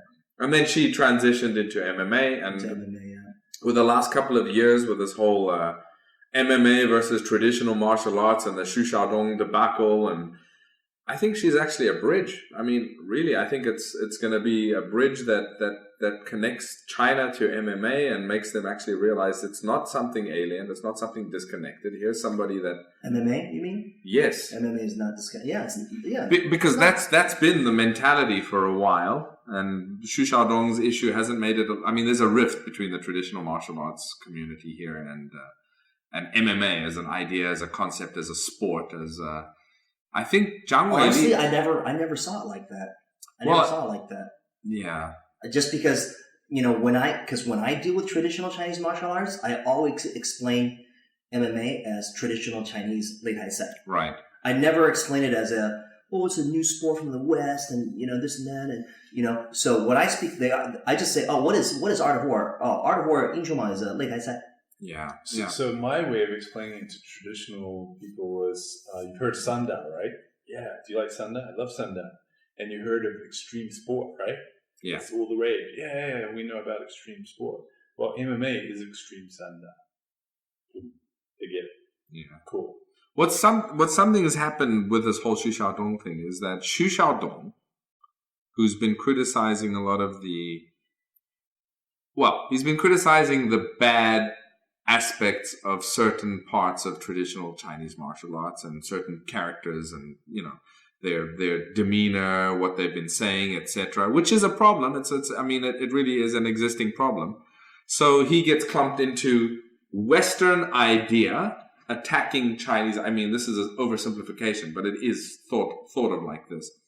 So these people that he's been so-called beating, they've been like waiting for some guy to step up and show the world the power of Chinese martial arts. But that's as we all know, it's not MMA is just an exemplification of an avenue where a traditional martial artist could compete. It's not something different. So that's why I'm saying this whole Zhang Weili thing, because if they're trying to say that they're trying to connect MMA to a Western anti-Chinese martial arts thing, to be against it. I think there's multiple concepts at play there. I mean, if we just talk about sports, that's one thing. But with Xu Xiaodong, keep mixing these two people up. Xu Xiaodong is the old Eagle Claw champion. Different guy. Okay. There's the how he delivers his message there. So when we think of traditional Chinese martial arts and traditional Chinese virtues and the concept of Wu De and the concept of honor and all of these things that traditionally we would expect martial artists to embody, he has none of those. He's rude, he's crass, he uses language that shouldn't be on TV as vulgar. So it's not just the concept of a Western martial art defeating a Chinese martial art. The fact that he delivers this message in a way that rubs pretty much every Chinese person the wrong way, unless they're a person of his or of similar persuasion. Yeah. So it's difficult to really think of these things objectively, because most Chinese people are reacting to how he's expressing his message, not the fact that his mixed martial arts defeated a Tai Chi guy. Well, I also think that how he's talking is also being manipulated as a leveraging point to be against him and to be against the MMA thing, and that's been deliberate too. Can you turn this light off? Yeah. Let me turn the light off. Yeah. Well, I mean, leveraged against him. Well, against the whole idea. How about this? We all know about the social credit system in China, right? He's D now, which means he can't even take a plane. But what did he say? He can't take a train. Yeah, I know. Because of his behavior and how he's expressed his ideas. But wouldn't you say? I mean, he expressed his ideas wrongly about people that were actually lying. You know what I mean? Yeah. They were actually lying. And there's still a lot of liars out there, and nothing's happened to their social credit score. It is a bit skewed, and we know that there's a whole soft power initiative. What about there's that one lady who making people jump around, right? Making people jump around. Yeah. Like, sorry, but she's a She's a fraud. She's a fraud. She's a fraud. She's lying to people. She's misleading people. Why is her social credit? We know that the Chen style people made videos. I agree with that. Yeah, so I know it's a very interesting time. What I was saying is that he's actually had a real tangible impact, and it's been a negative impact for him and his family. But if you really talk to him, you know what he'll say? Mm-hmm. I'm doing it because there's a market for this. I'm making money. Mm-hmm. This is how I'm feeding my family. Yeah.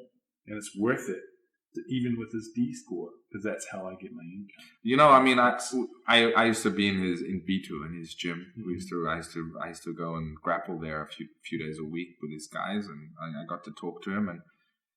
And this, I remember the day before he went to go fight Lele, that first fight. There wasn't any plan. This was totally spontaneous. He doesn't need a plan to beat these guys. He hadn't even planned like this is going to be an instance to make. He didn't give a shit. He was just being Xu Xiaodong. So, yeah, that whole thing that's coming out of it now, maybe why shouldn't he make money out of it? His whole life has been turned upside down. If you can make a buck out of it, make a buck out of it. But what I'm saying is that there is a certain aspect of a facade there, a persona that he's managed to create, whether it be by accident or intentionally. Yeah. Right now, it's an intentional continuation of that persona because it sells. Yeah. Eyeballs watch what he does. I think it's done now. And I think honestly, Zhang Weili was the catalyst, because Zhang Weili is going to be the person that makes the Chinese general population accept this idea of MMA more and more. Because how can they be against MMA and not be against one of their own citizens at the same time? It's not possible. Right. They're going to be proud of this. You've got the first Chinese UFC champion. Right. How can you not be proud of that? Yeah. And what is she doing? MMA. Yeah. She's connected the two. So whatever happens with Xu Xiaodong is done. I think he had an impact. In my mind, he had a positive impact. Whether the way he expressed his message was correct or not, I know the turbulent waters he had to try and navigate. And what is he? He's a Beijing-ren. He's a Dangdi Beijing typical Liu Mang. I mean, he's not a bad guy. He's just typical of a guy that is a fighter from Beijing. That's how they talk. I mean, you walk down the street and people are talking like that to each other too. That's not how they talk. But he has his own way. He took it to the extreme. He took it to the extreme, and honestly, from when kind of a fan. I'm a fan of his too. I'm a fan, yeah. I'm a fan. But have you ever said to yourself that you like him? I do, because I know him a little bit. I remember in the early days, he was an annoyance more than anything. Like when the whole thing started, like when in the early days of MMA in China, he was more of like, what the hell is this guy doing? You know, you fight Andy once, and now he's teaching jiu-jitsu. Oh yeah, and that was one thing that I remember him saying. I'm the father of MMA in China. I was 中国 MMA 第一. There's a lot of D-ren, I guess, right? People can say whatever it is they want to say. You know, it's marketing. Yeah. Like, I mean, I don't think we should hate on him because I'm not saying we're hating on him. I'm not hating on him. There are people who hate on him, though, right? They do. I don't. These people who are hating on him, I don't think they should hate on him by people hate on him because he makes money and because what he says is controversial, right? And that's kind of like, you know what the easiest target is like to make money from being controversial, right? Well, the other thing is, you become an easy target. The people that hate on him, in my experience, whether they're in China and outside, the ones that hate on him have the same problem with all the people that he's beating the shit out of. So they fear what he represents, and that is the truth. I mean, I met a lot of Chinese martial artists, not like connected within my Bagua or Xinyi community, that hate him, but they're the same people selling woo-woo, fucking pedestal, put your teacher on some sort of a weird pedestal due to magical powers, and they're the same people. So he represents the exposure of all of their bullshit. Yeah. Of course they hate him. Of course they do. And of course they can't say we hate him because he's showing up all my lies. They gotta change the story. I guess this is, I mean, like we said earlier, for me, it's people before him have been there, done that, and So I didn't really pay so much attention to that whole process. What I did pay attention to was how he was expressing himself. And I felt a little disappointed, to be honest. You know, he could have had a far bigger impact with, you know, maybe a little more civilized approach, in my opinion. You know, but on the whole, I applaud him for calling bullshit on things that needed to be called bullshit on. I watched it from the beginning, and I just happened to be interacting with him when that whole thing started. And in the beginning, he wasn't so rude about it. Yeah. But I did watch how everything had changed against him. All right, and how he had stood on certain. But here this is what a lot of people don't know. There has been a direct government policy which has been more strong in the last 5 to 6 years that is trying to use Chinese martial arts as a cultural leverage tool for soft power. Now you've got this guy. It's official. Yeah. The Chinese government has sent out documents about this. Right. Yeah. Right. So you've got this guy coming in saying, fuck, all this shit is bullshit. Yeah. All of these people are fake. Yeah. Not only are they unhealthy, but they can't fight. They're pretending to be these virtuous people, but this guy lives in Australia. He's got fucking Australian citizenship. He's charging people 5 or 50,000 yuan to become his students. He can't even talk to them. And at the same time, they have no martial skills. Everything they're selling, from health to martial art, it's all a lie. They're all frauds. What do you think's going to happen to this guy? He got the ass end of this backlash, you know? Yeah. And, you know, interesting you bring that up, because, you know, I would say that if you wanted to promote Chinese soft power in Wushu martial arts, you know, I would just dump a bunch of money into MMA, right? Then you have like 10 Zhang Weilis. Exactly. Right? And then next time when Zhang Weili goes up and say, "Oh, I'm from China, and I use Chinese Kung Fu as my style of fighting." Right. There you go. There you now go. The whole world knows about Chinese Kung Fu. Well, you know what? I remember like when... my strategy would be different. I would be like, make movies. Make good ones. No, we've done that already. Have you seen 5 Deadly Venoms? Have you seen that? Remake it. Come on. Dude. Have you seen 5 Deadly Venoms? Yeah. 36 Dude, that was my you can't favorite remake Kung Fu it. movie of all time. You can't remake it. Have you guys not noticed the movies that are coming out of China? They're all crap. They're all crap. So you can't remake it here. It's got to be outside. But you've got a really good... That's exactly what I would have done too. Yeah. Put money into developing some really, really strong Chinese MMA fight, and you've got you grab a couple of strong Sanda fighters. Hey, but then we're back to the original concept, which is fundamentally incompatible with how the government works. MMA is a Western sport. Is it what? Western sport. It's not. It depends on how you present it. No, but it's not called Lei Tai.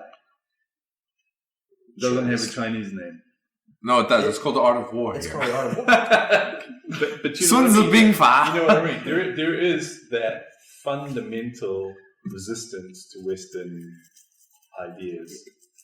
So, and that's you can block out something only so long. It's going to start creeping in weird ways, and that's exactly what has happened with Xu Xiaodong, and that's the problem. I mean, we know that the Chinese government did try to block the UFC here for a long time. Not just the UFC, pretty much every Western combat sport. So what happens? It's going to come out in weird ways. That's just what's going to happen. So he's right. Well, if I was them, I would have developed developed some really strong representatives of. It didn't come out in a weird way. It came out in a really good way, because Andy took the concept and made it Chinese. No, I'm talking about Xu Xiaodong. Oh, okay. He's a sideline, man. No, but that's how it came out. This was, but with MMA, this is fundamentally what Andy did. He took this Western concept, made it Chinese, called it Art of War, told everyone we've been doing this in China throughout history. This is the revival. It's just a modern version of what we've been doing for the last 3,000 years. That was the brilliance of it. And he involved... MMA is a Chinese sport. It really is. Well, all Chinese martial arts are mixed. Yeah. I mean, which art is like, I only kick, none of them. 踢打甩拿. They've got it all. Yep. In general. Yep. So that was what Liu Pele always said. Right? And a lot of this conceptually all came from him, because he's like, man, if I go right now and I tell like my superiors that I'm trying to promote a Western sport. I remember you got in trouble once. Oh, actually, before we said, do you remember this? What? Like Liu Pele came into the office out of all once, and there was all Pride posters everywhere. And they're like, wait, hang on a minute. this is Japanese. Why is there all this Japanese stuff here? Yeah. Tira Shreina for the listeners is kicking, punching, takedown, grappling, or submission, basically. So much easier to say in Chinese. Tira Shreina just rolls off the mouth. Yeah. Everybody learn Chinese. It's not a style. I don't want to see anyone coming up with a school called Tira Shreina. That will piss me off. We'll send Xu Xiaodong over. Yeah. Yeah. All right. So you've got this whole jiu-jitsu. Is there? You mentioned something about a trial coming up. Did I? Yeah. Is this when is this going to be broadcasted? Okay, so we can't talk about it? No, we can. Just make sure. Yeah, there's a trial coming up. Okay. The trial's coming up October 15th, China National Team Trials. Okay. Yeah. So the team trials will determine who can make the national team. To go? To represent China competing in international events. All right, so for the foreseeable set of international events? Yep. And what will happen after the trials? Do they have some sort of centralized training? Yeah, we'll probably do 4 weeks of training, intensive training, and then compete at the World Championship. Any names that stick out that you know of already or stand out? You know what? I don't right now. I don't. There's a lot of good people, but a lot of unknowns too. A lot of unknowns. Yeah, a lot of unknowns. Exactly. Yeah, anything happens. Anything can happen during the day of competition. What about your own club? Still running? Yep. Where? At the Worker Stadium, Southgate. Okay. Yeah. I don't have my own space right now. I'm working with another. I'm working with another group. Okay. But I think maybe sometime early next year. Yeah, I'm looking to. But you've got so much on your plate that you're trying to do at the same time. Yeah, I do. But there's nothing like coming home. When you have to share space with other people, it's not the same, right? It's good to like, I'm home. You know what I mean? It's your place. Do with it what you want. Yeah. And plus, I was really fortunate to like begin my training at the Gracie Jiu Jitsu Academy, and man, that place is like, it runs like clockwork. You know what I'm saying? Torrance? Yeah. And everything about the way that the academy was run, it always made you were like proud to train there. Yeah, I trained at the Gracie Jiu Jitsu Academy. Yeah. So, Andy, you mentioned quite a few times, like, what is a belt? There shouldn't be belts. There's weight classes, right? Hoist was your first instructor. Horian and Hoist were my first. I got my blue belt from Hoist. Wow. Yeah. Well, Hoist, what I understand now, doesn't wear a black belt. He wears a deep dark blue belt. Yeah. Which is the original instructor's belt. Yeah. What's your opinion on that? Okay, so this is the thing. When the Gracies first started doing jiu-jitsu, right? Because Maeda, right? Yeah. Who was a judoka, also knew traditional Japanese jiu-jitsu. So there was the Japanese who were in Brazil at the time. They were bringing over judo and karate, basically. Yeah. Right. And those guys were wearing black belts, and but then there would be fights, and the Gracies would win, right? So they wanted to stand off. They wanted to stand, they didn't want others to think that what they were practicing was the same thing, right? So I read in an interview somewhere that Helio Gracie said blue was his favorite color, right? So all of the belts at the Gracie Academy at that time, there was only 2 belts. You were a white belt and then blue belt, right? And the blue belts were one was light blue and one was dark blue. Okay, so white belt, you're a complete beginner. Blue belt, light blue, you knew jiu-jitsu. Dark blue, you were an instructor with an instructor certificate under Helio Gracie. Okay. So, at the end of the day, if it's a martial art based around effectiveness, efficiency, based on effectiveness, then whatever you use is whatever you use, right?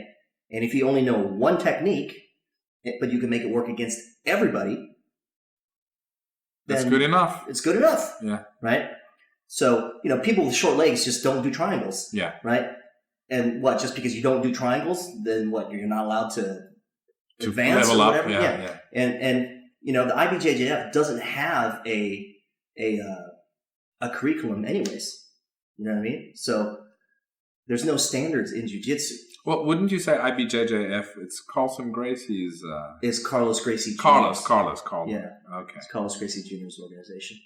So he doesn't have his own ranking, grading system? Not for the IBJJF. But within his own... I'm sure within Gracie Baja they have their own... Yeah, but that's the thing. system. When you compete, it's like whatever belt you are, you don't know where the belt comes from. Yeah, and it's like... And who cares, Okay, so he's a black belt in your organization, but in this organization, he's only a purple belt, right? And he's still beating your black belt. Yeah. Right? But is he beating your black belt with technique, or what? I mean, what is it, right? Yeah. He's using strength, right? Well, it doesn't matter what he's using. He's winning. Right? Because nowhere in the tournament rules does it say you cannot use strength to win. Yeah. Why can't I use strength to win? I'm winning. Yeah. Right? We're in the same weight class. Right. Okay. One thing that I hope for jiu-jitsu in China, maybe this is the wrong thing to hope, is, China traditionally doesn't have belts. Yeah. They don't have belts. And I don't know, that's been my approach to jiu-jitsu. I don't care about the belt. Well, when you train, you shouldn't care about the belt. The problem is that people do. But that's humans. I mean, you shouldn't care about them. You should just be training. I hope that China doesn't get...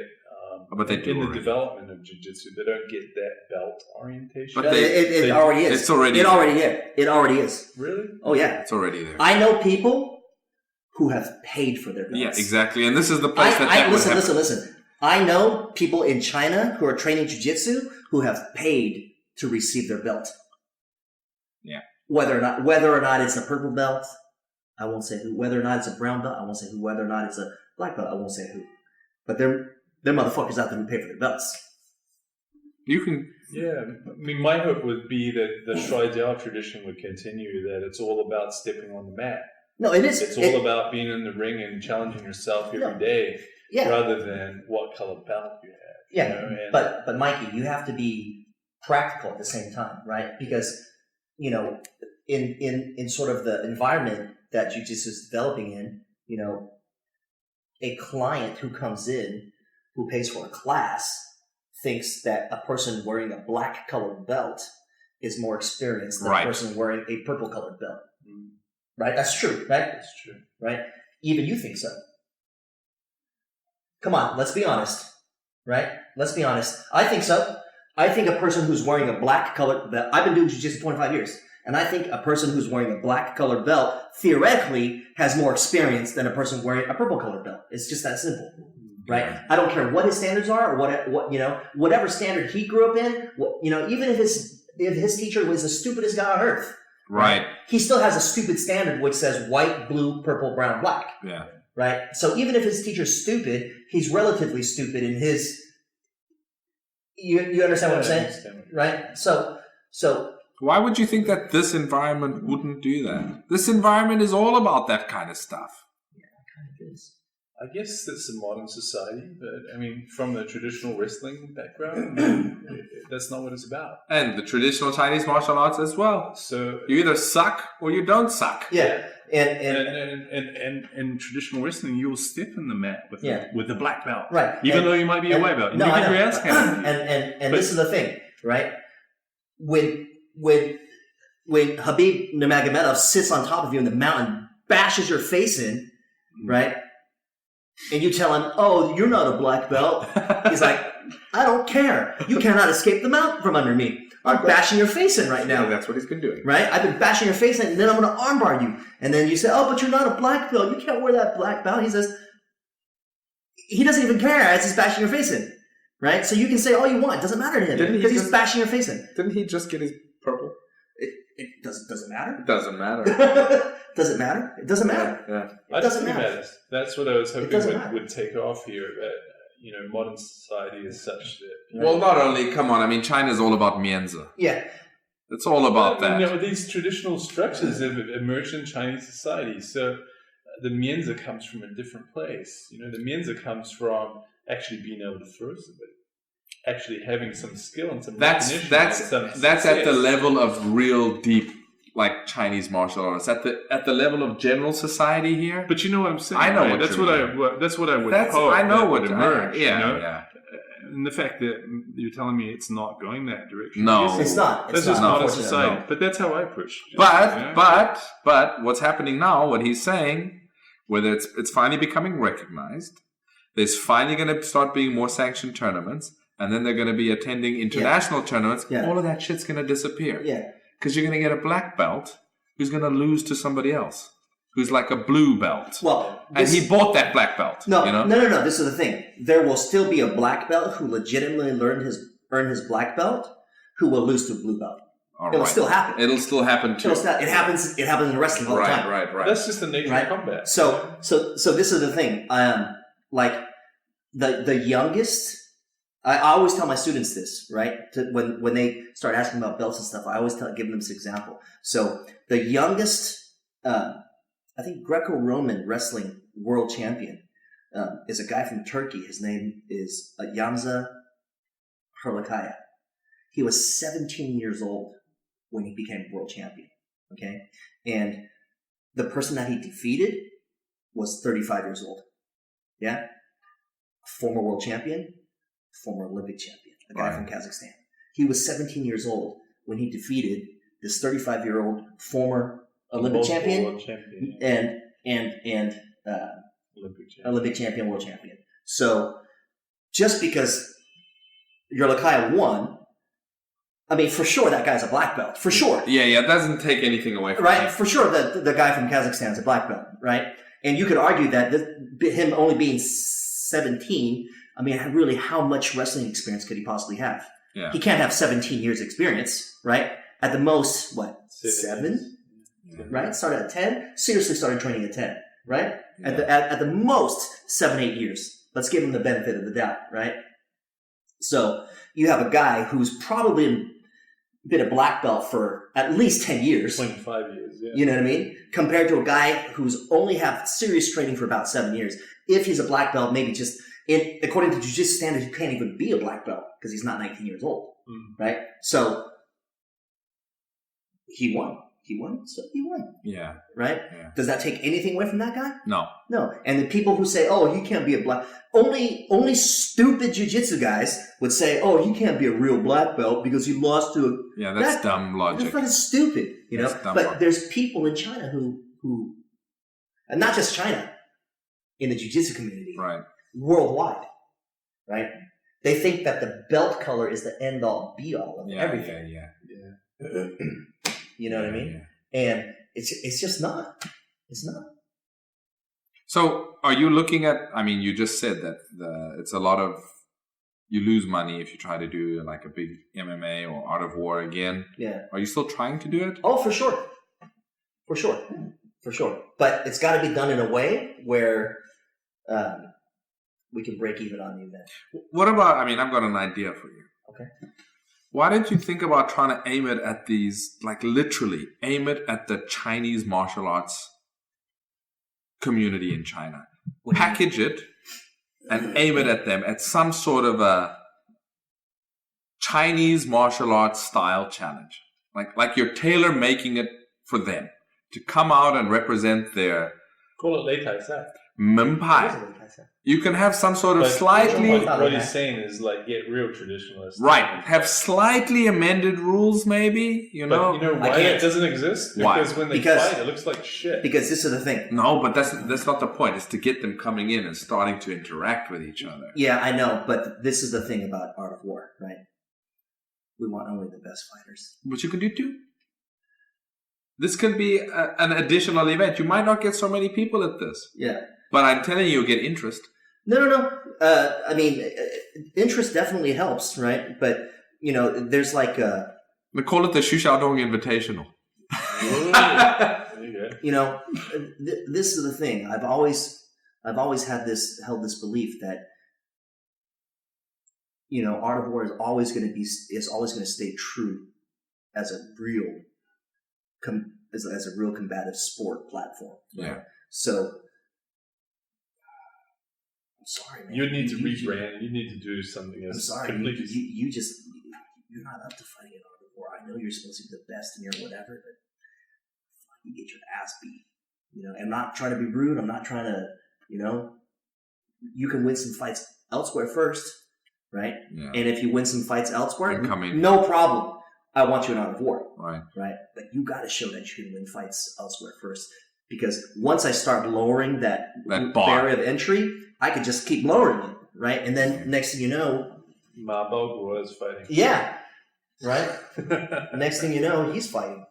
Right? Why? Just because people want to see him get his ass beat. Yeah. And people want to make money off of it, right? Well, I mean, that's respectable. I mean, I can money. respect that. You've got your standards. You want to maintain them, irrespective of what benefits you might get out of lowering them. That's respectable. Yeah. So I remember because if I wanted to do that, I could have done that a long time ago. Right. I don't know if I told you the story in the early days. Andy was like, "I need to fight. This is Out of War 1, right, or 2 or something." Like, I got this phone number, man. I need you to talk to him. I want fighters.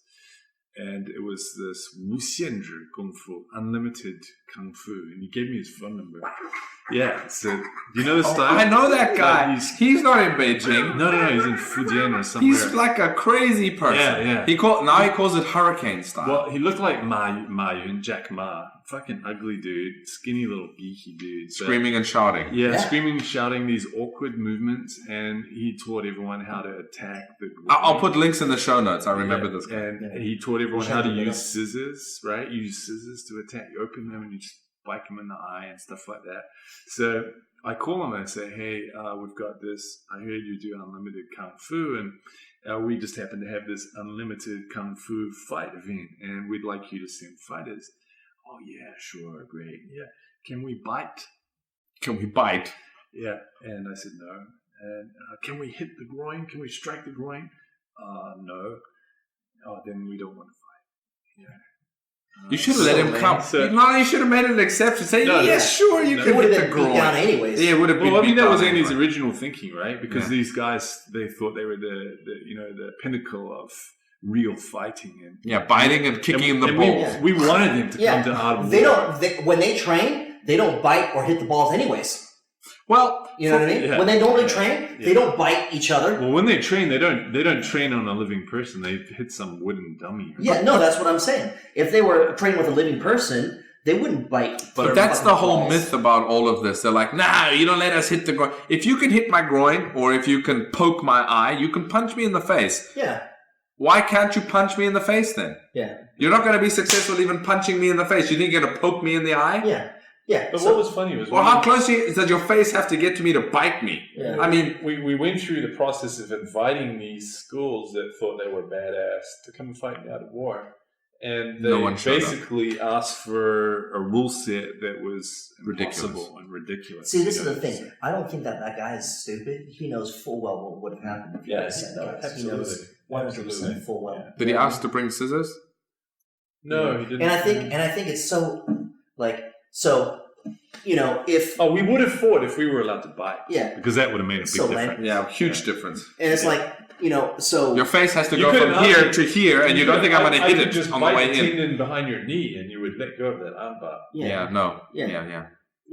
and it's like, these guys, let's say, they learn this stuff, and then, over Tringia, right? They're hanging out, with their family, and his fucking brother-in-law gets drunk and starts slapping him up. So what, he's going to stab him with a fucking scissor? Well, that's what happened. You know what I mean? He's going to bite his brother-in-law? I had a He's going to attack his brother-in-law's groin? Yeah, no. Yeah, no, that's what they do. They do? But they literally do that. No, I know that, but that's not the appropriate response to a drunk brother-in-law. No, I had a guy, I had a guy I knew who went and learned that style, went with his girlfriend to Shenzhen, gets off in Luohu, crosses the road, two guys try to pick his pockets, he stabs him in the throat with scissors and kills both of them. No, I know, he's stupid. Yeah. He's stupid. And that's the end of his life. Yeah. Well, he might as well have had a gun And then you could do the same thing, shoot an unarmed person in the head. What difference are we talking about here? Yeah. And you'll still go to fucking jail. We're talking about modern society. Let's be realistic. Yeah. So these guys are So lame. What they're learning, it's a cult. That's what they're learning. It's a fucking cult. Absolutely. You know what I mean? It's a cult. Yeah. Right. So in the early days, the guy's a cult leader. when we were talking to these traditional styles, no, we don't want to fight, or they come up with some bullshit reason why they can't fight. Right. They wanted to fight. We would be really good, but we can't. But we'll kill you. These rules. Yeah. We'll damage you. Yeah. We'll damage the nervous system. The only guys who would step in the ring, Zhou Jun's guys.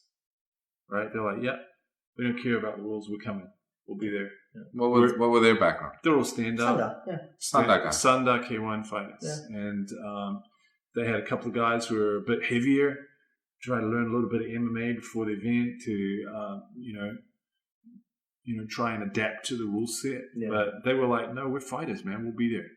And they didn't let us down. Right? The first fight, I think it was like 5 or 6 or 7 of the fighters that turned up. Yeah. Andy went through that whole process that Xu Xiaodong's gone through as well by inviting these people to come to Art of War in the early days. Yeah. Well, you just did it in a not better way. Yeah, not in a much better way. You know what I mean? Yeah, for sure. I even pay for your food and hotel and your plane ticket. And not just you, your quarterman also. Right. Right. You mentioned when we did our podcast together, Mike, that you know Chet Quint from the beginning. Yeah. Well, how did that connection come about? Let me think. Okay. Who introduced me to? Dixon. No.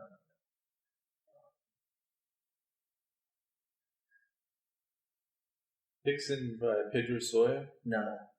Oh, yeah, they were both here, weren't they? No. Pedro Soya's never Pedro Soya, he's never been here? Oh, Pedro Soya's been here. He's been here. He's been here. He came here for a seminar. So I think what happened, I forget who, but someone had told me that that they knew a friend who was doing jiu-jitsu, whatever. He was going to be in town for a little bit, and I think Chet came here for a couple weeks on vacation or whatever. He was a brown belt at the time, and studying under Pedro. Yeah. And he came back, and we exchanged numbers. I remember he came to the academy and taught some classes, and then he went back to the United States. And then when he was in the United States, he got, I guess, Pedro Sawyer promoted him to black belt, and he had decided that he was going to come back to China, and maybe open an academy or do something in China. And right at that moment, I was looking for a jiu-jitsu instructor for the guys, who were training. Right, I was too busy with the promotion. I was too busy with the other stuff. So I said, "Oh, well, Chet, why don't you come?" You know what I mean? We talked. So he ended up coming, and he was teaching, the fighters, right, Tietran and those guys. And then, that's basically how I got to meet Chet. Okay. Yeah, but I can't remember who made. Oh, I think it was maybe Aaron. Aaron Gardner? Yeah. Oh. I don't know how they know each other. I can't remember. I don't think you ever met Aaron. No. Tall Australian guy. I can't remember. No. Still here? No, he's teaching jiu-jitsu in Vietnam now. Oh, you mentioned him to me before. Amazing guy. Heavier than me. Like 115 kilo guy, and totally in love with jiu-jitsu. And who did he train under mostly? Well, we started with you. Yeah, started in our club, and then later on he moved on to Vietnam. Okay, nice. Yeah. I mean, that was like really the beginning, and I mean now if you look back, there's just so much jiu-jitsu here. It's ridiculous. Yeah, a lot of jiu-jitsu going on. Yeah, I mean, in those early days. I mean, there's Gracie Baja even here now. So yep. Really? Wow. Yeah. Oh, Zhang Weili's teacher. She trains out of Gracie Baja. Oh, is that Hoy? No. Hoy, Carlson Gracie. Hoy Mendes, Andy invited him in. Oh, okay. Andy brought him here. Yeah, when he first came to China, Hoy was living with me. Wow. Yeah, he lived in my apartment. When Chet first came to China, he was living with me. Mm. Yeah. So all these guys that have been like pivotal for MMA in China, they all came through. Yeah. So I mean, yeah, you were really the beginning of all of this. The true godfather of MMA, not Zhao Xueju. Not Xu Xiaodong. Even though he likes to claim he's China's first MMA guy. Okay. Maybe The first guy to lose to an MMA. Yeah, maybe he was one of the first people to experience what it does to you. Yeah. So, yeah. Well, and that was jiu-jitsu. Yeah, I mean, I guess you really have to sort of like define what you mean by Right. the first. Right. If you mean, the first to start an MMA team, well, yeah, maybe you are then. Yeah. Right? Because I didn't have a team. Right. Right? I had my own academy. I was teaching. Right? Yeah, team. The first Chinese fighter to fight in ADCC, everyone forgot. Andy took him there. Who was that? That judoka. Four of them. There's four of them. Yeah. Was that the Beijing ADCC? What No. was this? Fucking 19. Oh, It was 1999. The first Chinese team to fight. And I took a Chinese team to fight in the ADCC. In How did they do? 1999. The fucking Hoyler It was. couldn't submit him, right? He was on his back. Hob and Gracie. Was Yeah. it Hob and Gracie? Yeah, Hob and Gracie. Liu something. No, he fought Zhang Haifeng. John Haifeng. Yeah. Yeah, and couldn't submit him. Couldn't submit him. Yeah, but he was Wow. on his back for fucking 10 minutes. Yeah. He was Yeah. fighting for his life. Yeah, he was fighting for his life. You got a Gracie on your back Yeah. for 10 minutes and you couldn't finish him. Yeah. Yeah. Now, these are Pretty good. Chinese fighters Yeah. that long ago. Yeah. 99. 1999. Wow. Yeah. So, And they'd never done any grappling without a gi on, right? Shit. So we've got like these little tiny Speedo swim trunks for them, right? So when they got out there, they were like, What do I do? what, right? What do I hold on to? And then another guy, Fang, he fought Henzo in the first round. Henzo almost flying armbarred him, ended up choking him, and then fought Ricardo Almeida, which is another one of Henzo's students, and then fought Jerry Bullander, right? So all tough as nails guys in the first round. so this is another thing about martial arts in China in the history of submission and jiu-jitsu. Andy is the first guy to take a Chinese team to ADCC. To ADCC. And ADCC is happening as we speak right now in Anaheim. That's right. So. That's right. And how did ADCC end up being hosted here? Because that was just weird. There was a promoter in Shanghai, who I guess got in contact with the organizing committee. Yeah. And decided he wanted and to. said, hey, can I help promote the event in China? They want to do it in China, so I guess they worked out some kind of Was there a lot of deal. spectators? No. Yeah, because that would be the weird thing for me. Even the ADCC, like the Abu Dhabi guys, they'd be like, well, does anybody know what this is there? I mean, you're going to host it there. Are we going to get people watching? Yeah, but I think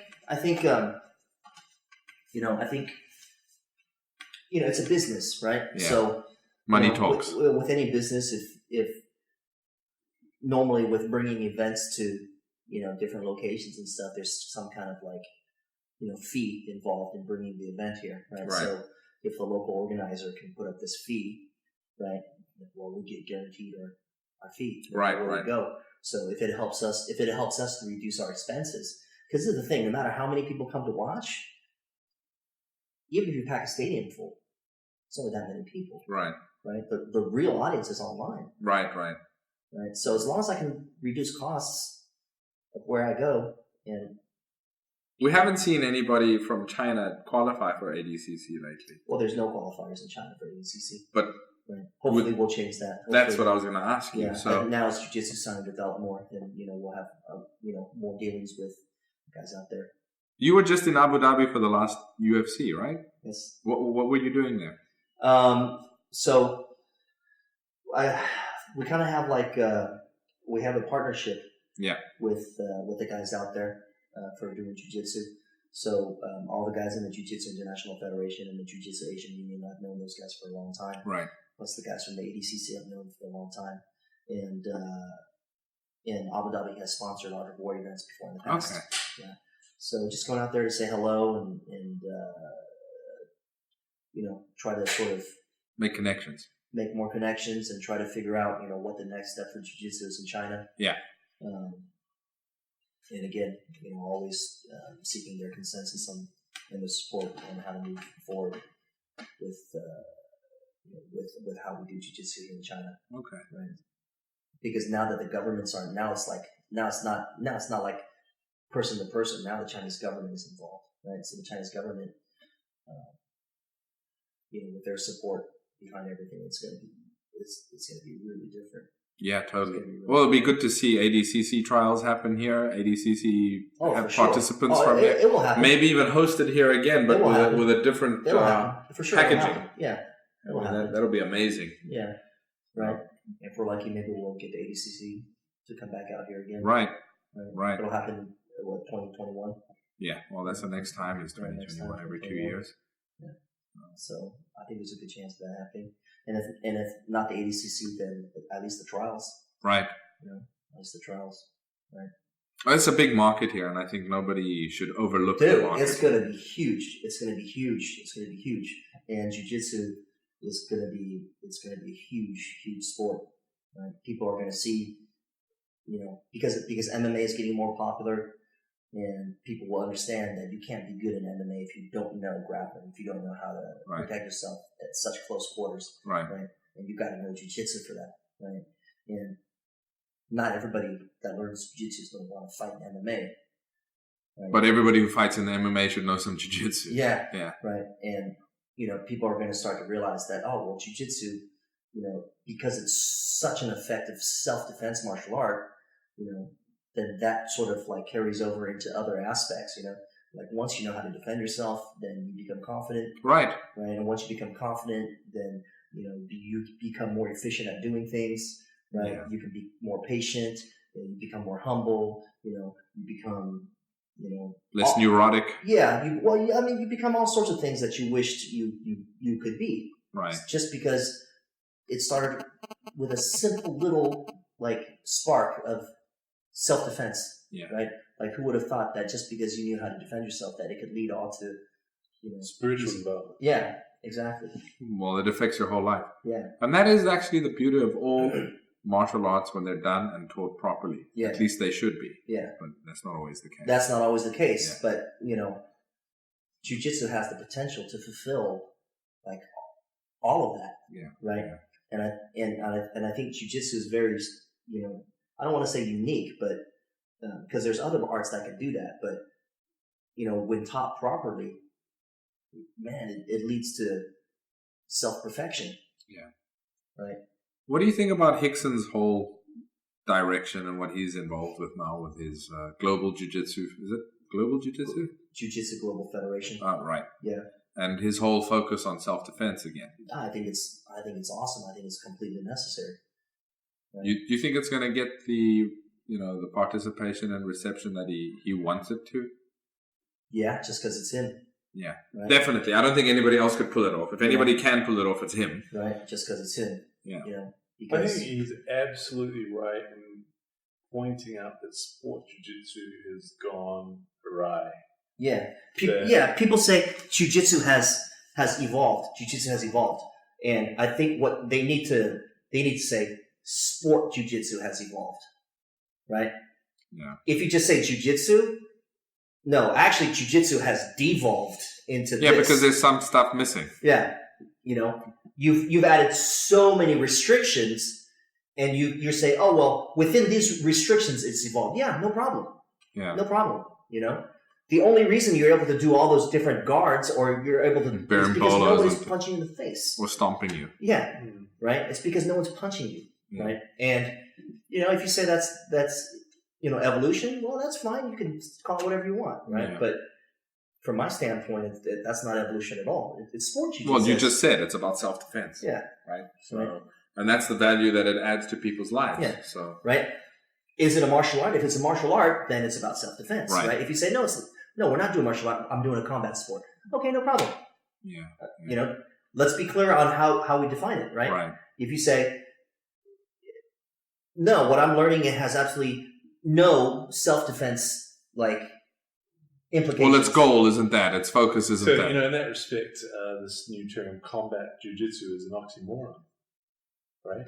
It's unnecessary. Well, it's not a if new it's term. real jiu-jitsu, Yeah, you don't need to. combat jiu-jitsu. Yeah, you don't need to You add don't need combat to in front add of it. Exactly. combat. Right, that makes sense. Well, you mean But this, they this needed whole, to add that word to differentiate it from other sport jiu-jitsu. Yeah, right? but that's Eddie Bravo's thing, where they're allowed to slap people, basically, that's open right. hand strikes. Yeah. So Yeah, look at how many funky guards are being used in that. none. Not at all. Even leg locks are a bit of a problem. There. Yeah.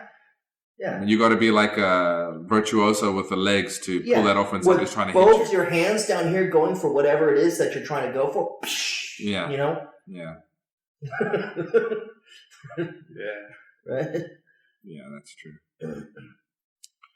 All right. Well, this has been really good. I mean, Andy, how do people contact you?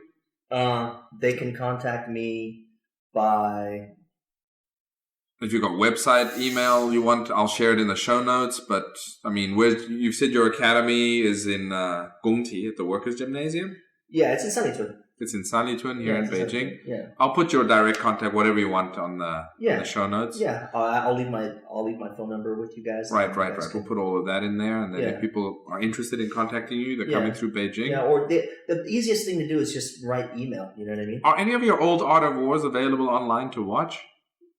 Yeah, we have a YouTube channel. It hasn't been updated in a while, but if you go onto YouTube, you can look for. I'll put that in there Art of too. War Fighting Championship. Okay. Yeah, we have some good fights up there. Well, I hope it starts. I think Darren's fight is up there. Yeah, it is. That's actually such a trip. Because now that you've mentioned this, I totally remember meeting you with Darren. We actually went to eat at Hana Shana. I think we ate Korean food. Yeah, I totally remember that. Yeah, I totally remember. Actually, that was in 2007. Was it then? Yep. All right. 2007. I just remember that was one of the events that got Darren into MMA. Yeah. Because he got submitted. He got taken down to the floor. Yeah. By Liu Jingwen. Oh. Yeah. And he didn't know what to do. And that was a great fight too, by the way. Yeah. You know? And Darren did really, really well up until the time he got submitted. Right. It was a good fight back and forth. And Darren went on to become, there was a MMA league that started in South Africa. XFL? EFC. Oh, EFC, sorry. And he became the champion in his weight division. Man, that's awesome. Wow. So, I mean, he was always like a really talented... Are you still in touch with Darren? Yeah, off and on. I mean, I've been out of South Africa for 10 years. And, I knew him when he was a 19-year-old kid. You know? Dude, I remember you were there also. Darren told me a story about how fucking people came into his home and fucking robbed him at gunpoint, dude. Well, I've had that too. Yeah? In your house? Yeah, in my house and outside. Fuck, dude. Imagine that, dude. Imagine people coming into your house and robbing you at gunpoint, dude. Do you carry a gun in outside? I didn't. Yeah, I didn't. But Darren, he told me he eventually you would. Yeah. He used to carry guns with him all the time. And that's because you never know fucking what fucking happened, dude. That's crazy. Darren blossomed. I mean, he became a really good fighter. Really good fighter. What's he up to now? I don't know what he's up to now. I mean, I know he had back problems. That was what basically stopped him continuing. Yeah. But I mean, we had our Sanda championships, and he would still compete, but he was cross-training, and he became such a monster. I mean, he'd pick guys up, and he'd walk them to the edge of the lei tai and literally throw them at the judges' tables. And whoosh, catch, this guy should be up here with me. He was a good kid, man, and had good potential. Yeah. I remember he was training with Ole, right? He was training out of Thailand for a while. Yeah. He was training at Ole's place. Oh, legacy. Right. Yeah, he was training at Ole's place. Because I took him to his first World Wushu Championships, 2003, Macau, and that was when Liu Hailong fought as well. Ah, okay. And that was his first exposure to that international thing. The kid was talented. I mean, he'd draw really tough. His first lot he drew against the world champion in his weight, a guy from Iran, Jafari, a real monster, a real tank. He would shove you off that late. A good wrestler. Yeah. And but Darren really, I mean, Darren's a gifted. He was a gifted. He still is. I don't know. He's not fighting anymore, but he was a gifted athlete. He was a gifted young guy. We actually celebrated his either 20th or 21st birthday after that event in Macau. Mm-hmm. So look at this cat. Just comes over. It's all chill. That's my cat. He's chilled. Yeah. Yeah, really. It's like what a small world, dude. Really, it is. Yeah, and all these connections, right? Yeah. I mean, yeah, what a trip, dude. It's been so long. 2007, man. 12 years, dude. Yeah. 12 years, man. That's the year my daughter was born. Oh, shit. Wow. Yeah. And if it was Art of War 12, that was in December. She was only 2 months old when I met you for the first time. Yeah. Wow. Yeah. That's crazy, dude. Well, guys, it's been a great discussion. Yeah, thanks for having us. We're at 2.5 hours. It went by like this. Yeah. Always interesting stuff. And best of luck with your endeavors with this jiu-jitsu endeavor here. And I mean, it's great what's happening. And I hope it just goes from strength to strength. And we'll be in touch anyway. So. Yeah. And, as new developments happen with jiu-jitsu and also Art of War and MMA, anytime you want to sit down and we'll do this and again. Talk shop. We'll do this again for sure. Right. For sure. Thanks, Mike, for hooking it up. Yeah, thanks, Mike. You arranged all of this, so. All right, guys. Any last words? Well, I just want to say to the audience, I hope you enjoyed it. It's a little bit of Chinese martial arts history and evolution, and now you know the inside story. And watch out, because I think China is going to be producing a lot more big, strong fighters in the future. It's going to be a powerhouse. Oh, for sure. So. For sure. It's going to be awesome. Yeah. All right, guys. Thanks. Thanks. Thank you.